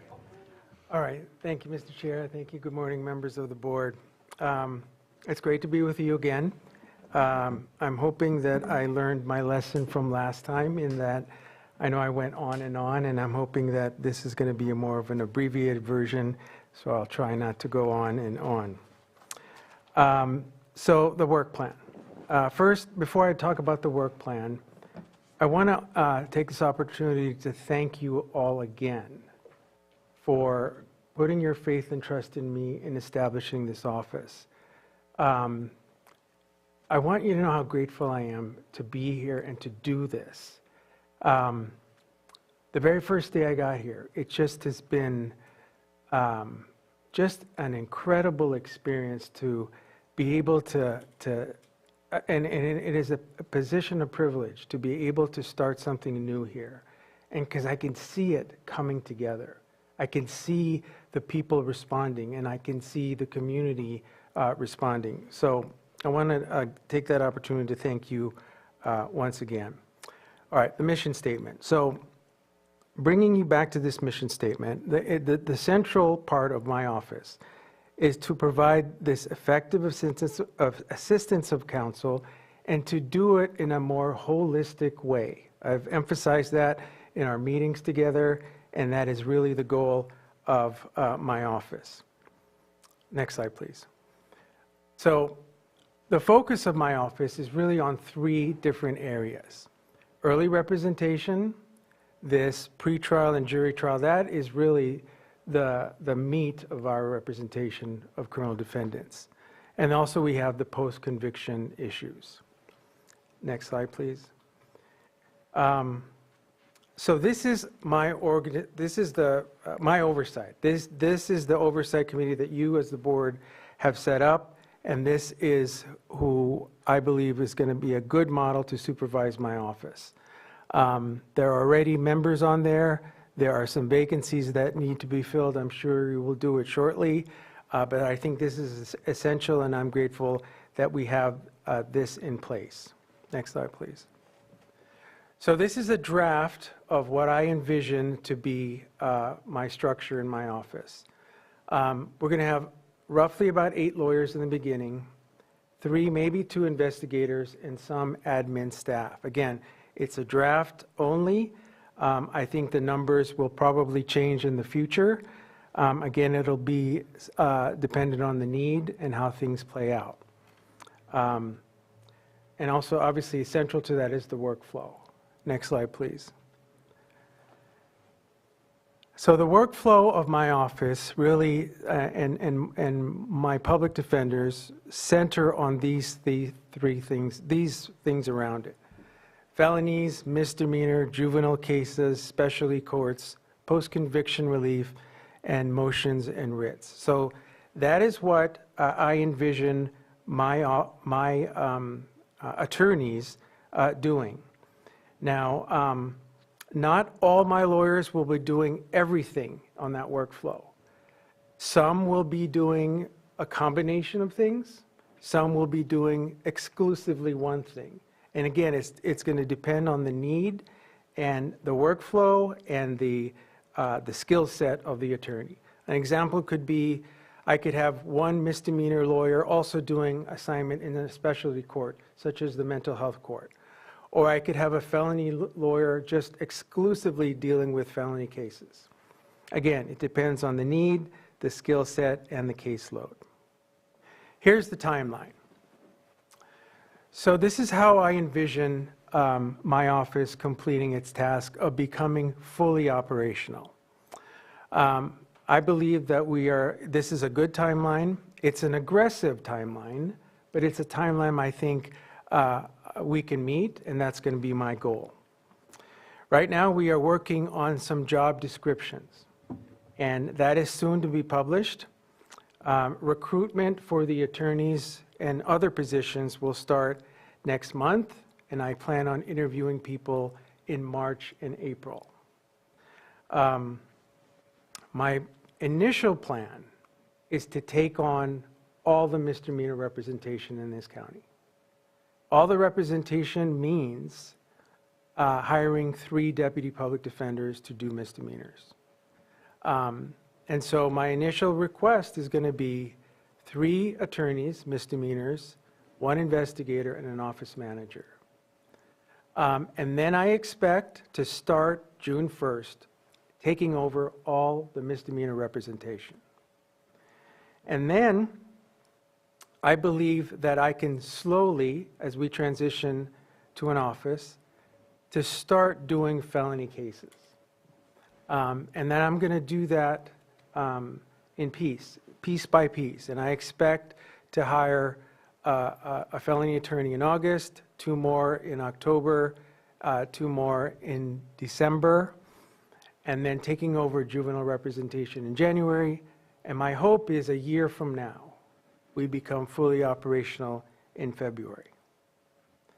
Next slide, please. On the conflicts issue. So I can, let me back up by saying, there are various models of conflict representation in the indigent criminal defense community. One example is the LA model. So in LA, they actually have 3 indigent defense programs. One, they have the primary public defender's office. Then they have this thing called the alternate public defender's office for the conflicts. But then there are conflicts of conflicts. So there's a 3rd branch, and that was the independent contracts panel in LA.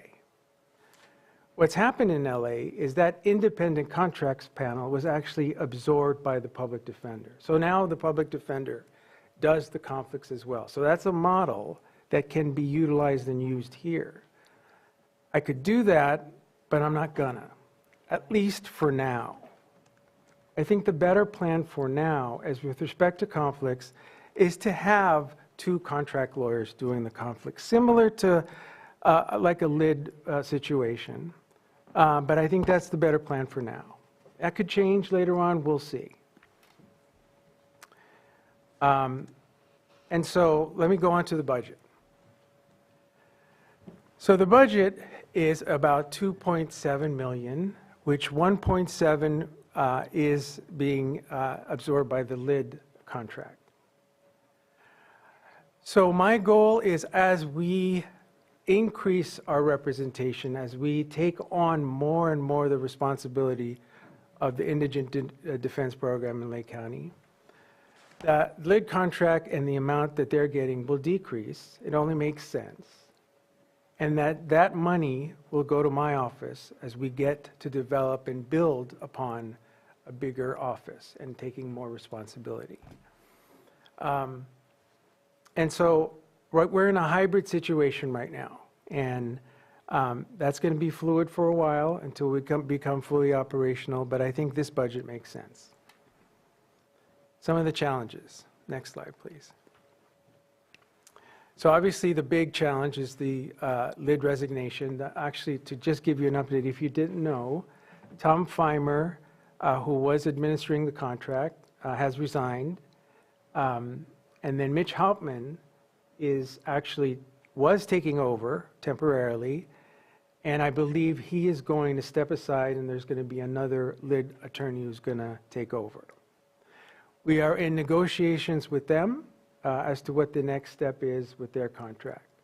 In fact, I think we're meeting with them tomorrow, and we'll have more, hopefully, news about that. Hiring staff, that's going to be a challenge. I know that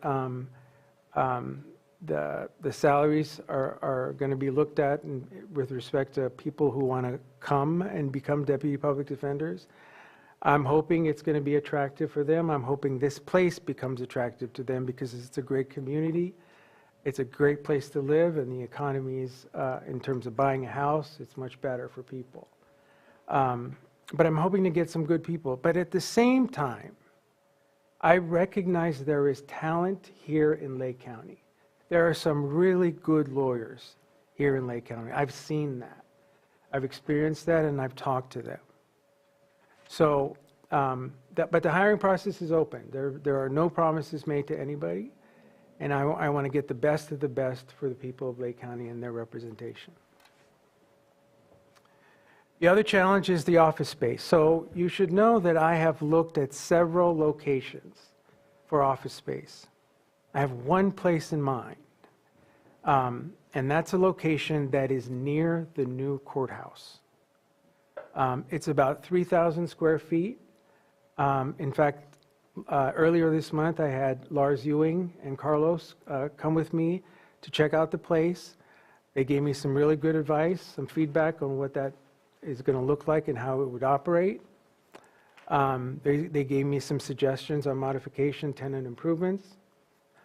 I've also had the county IT personnel come and take a look at it as well and give me some advice on Wi-Fi capabilities in the county network. I think it looks good, but we're going to be negotiating a lease hopefully soon. And so this is just last slide is just to let you know that I do believe that we can. When I got here, one of the things that sort of resonated with me and what people were telling me is that Lake County has this appeal to people, and the theme always resonated with me, which is we're all in this together. And that's what I truly believe, we are in this together. And it's because of the people. I've met some incredible people, and I do get that sense of we're all in this together. On a personal note, I wanted to let you know that my term as mayor of Daly City ended in December. I submitted my letter of resignation in December. My last date for the meeting on the council was January 22nd. And so my service and commitment to Daly City has terminated. I've also resigned from the Central Committee in San Mateo County. I bought a place here in Lakeport. And so I am fully invested in this community. I am grateful to be here. I am grateful to be in this position to start a new office. I am hopeful because I do see it coming together nicely. And we're well on our way to having what I think will be a really premier public defender's office. So I hope I did it in the time allotted, and It's not 12 o'clock yet, so it's perfect. so I'm happy to answer any questions. Thank you so much for your presentation. We appreciate you being here as well. There's definitely a lot of work to do, but we're in this together, and we're going to make it happen. Any Supervisor Green? Thank you. I think I know the answer to this question, but I have to ask it anyway, because the overall thrust of why we're doing this is to address some pretty serious issues involving fair representation and the compliance with the Sixth Amendment.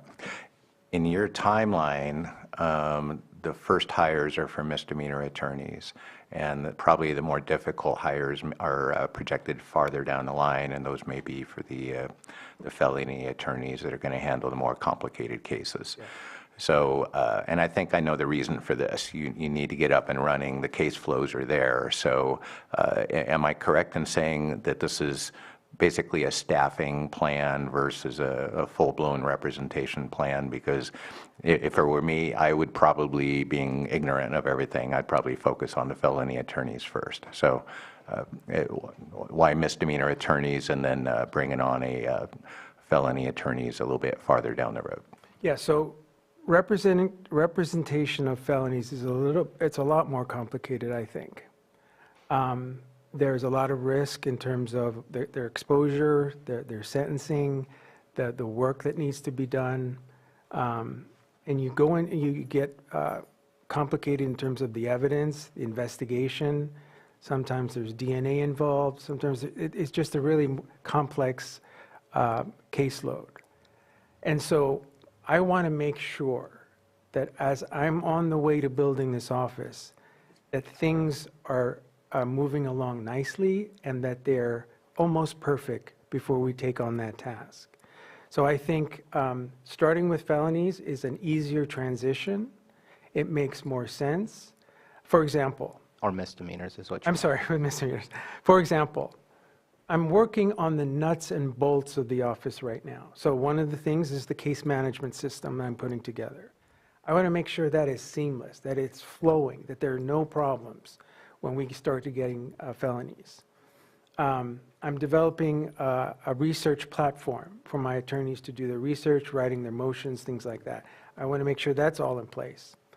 I also am working on to make sure some of the collateral consequences of representation are there for my attorneys to have. For example, I recently was able to get a grant to fund immigration consultation services for my lawyers. So if they have an immigration question, they go straight to this resource, and it's free, and it's a grant. So I want to have an investigation system in place, so it's standardized. So when an attorney needs an investigator, there's a form, there's certain things that are going to be done right away, and it's seamless. I want an investigator to be at the office all the time. It's not going to be a remote investigator. It's not one who's going to work off-site. I want them to be in the office, available for consultations for those lawyers right away. So I want to make sure everything is in place by the time we start doing felonies. So that's my answer. Any other questions or comments? So oh. My only gripe is that you didn't find a place in District 3. Oh. No, but I understand, you know, the attorney's got to be near the courthouse. I'm just joking. Always trying, always trying. All right, why not? So one of the things that was involved in your presentation was the Oversight Committee. And obviously, you're alluding, especially in your purpose statement, mission statement, of the Sixth Amendment report that kind of led to all of these changes that we're looking at. Things are happening today, even though you don't have your full office activated. You're building it as we speak and slowly migrating either from LID or collaborating with LID. I'm wondering at what point we should start expecting data. Because I'm not aware as to how many clients does each public defender have to carry. When looking at all of those splits between juvenile, misdemeanor, felony, what is the highest percentage of those cases and how many of those cases are in those individual public defenders? Just looking for some data points because the Sixth Amendment looked at those data points. I think we need to have like a baseline. Where are we starting from? Just to see where is our successes, where are our struggles as we move forward, and just kind of wondering what your timeline might be for providing some of that information. Obviously, as you progress into the Oversight Committee, I'm hopeful that those things will be made available to the Oversight Committee, but I think it should be also made available, maybe not as often, but from time to time back to the Board of Supervisors to make sure that we are seeing the results that we're looking to achieve. Absolutely. So one of the first things that I did was I looked at the contract, the LID contract, and the LID contract actually says that LID is supposed to report every 30 days their caseload, how many cases they're dealing with. And so I have an idea of what they're dealing with every month. I usually get a report every month. That's some of the things I'm looking at in terms of figuring out what the right caseload is going to be. There is also a study that's about to come out, which is a national study of what public defender offices should look like in terms of the number of cases each attorney should have. The Sixth Amendment report actually recommended 14 attorneys for Lake County, 10 felonies, 4 misdemeanors. So that's something I'm looking at as well. So all of that, as I get more and more data, as I make my own data, when I start representing people, I'll have something more concrete and I'll present that to the board. And when do you envision that the Oversight Committee will be reactivated?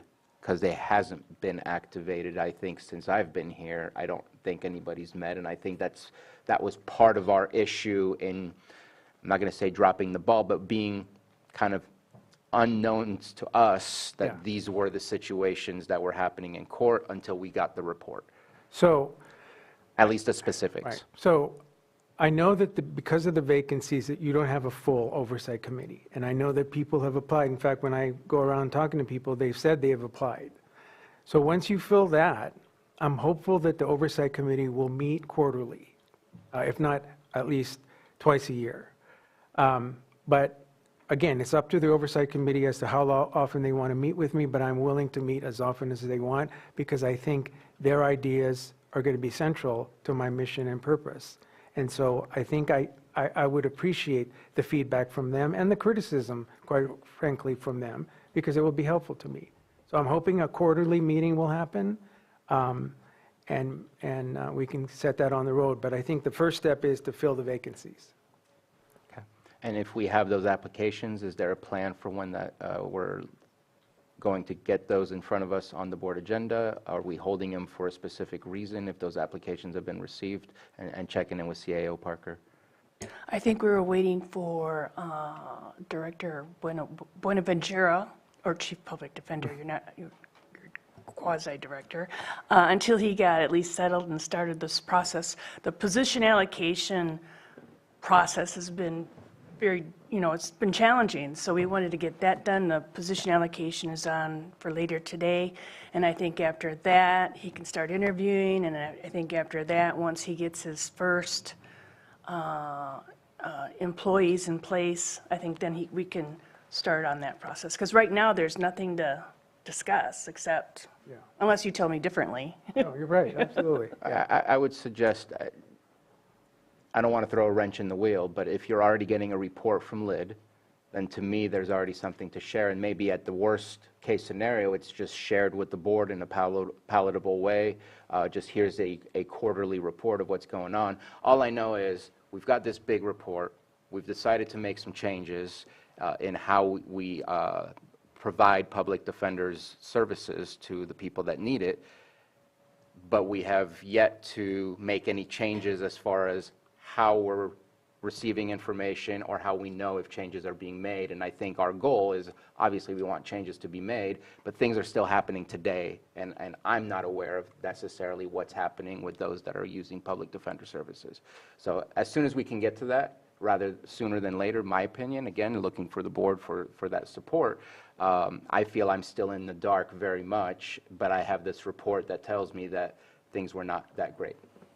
And so getting a report to either tell me it's continuing the same or it's already changing, at least would alert me and let me know, so it's not just I'm stuck in the 2022 perspective. I'm getting the 2024 perspective. Understood.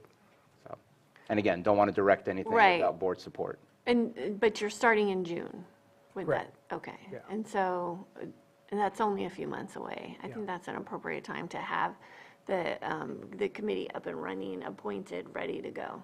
Okay, I think so. That's my opinion. Yeah. Do we have any other? Well, I feedback think on there's, it sounds like this was a committee that was, and then it went dormant. So I think we may have some work to do, myself and Supervisor Crandall, being the two people that we know are on the committee that can actually get some stuff done. So if there's some moldy-oldy bylaws, if we need to take a look at the current composition and update it, we could start working on that now while you're still trying to build out your office, because populating a long dormant committee can be a challenge. Sure. And I'm encouraged to hear there are applications, but because it sounds like it's not a new creation, we may be inheriting some bylaws and some things that we need to familiarize ourselves with. So I'm not opposed to coming back in June. I'm not opposed to coming back next week to get started on figuring that out. So I guess I'll join the consensus for whatever you're seeking, but let's get on it. I obviously don't want to push something that can't happen because there's a lack of information, then it's useless to just meet, but I'm definitely looking for that interaction so that the board can be made aware of what is going on so we can see the difference. So I'm okay with June. I'm just definitely, I was looking for a timeline because I see it there, there's a vacant place, but not necessarily a timeline for the oversight. And I think oversight is one of the best things that we can ensure continues and does its job. Absolutely. And I can't spend too much time on it because I don't know enough about it, but I think the conflict issue is difficult for such a small community, and not certain how two lawyers can fulfill that continuously. Are there examples of regional public defender systems kind of sharing some of their lawyers, like let's say working with Mendocino County or working with Sonoma County? Would that also be something that could be a part of the plan if there is a continued issue of the conflict? You know, I think I could look at that and see if there are regional, that on the, just hearing it makes sense. But let me look at that a little bit more and see if it would make sense for this county. Okay. Appreciate your presentation. Any further comments or questions? Opening it up for the public. Any comments or questions regarding this?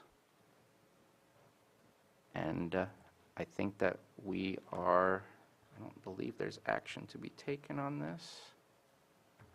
No. Just a presentation. Thank you very much. All right, thank you. Appreciate your time. All right, bye-bye. And so we will go ahead and pause our meeting and come back at 1 p.m. and we shall return in open session.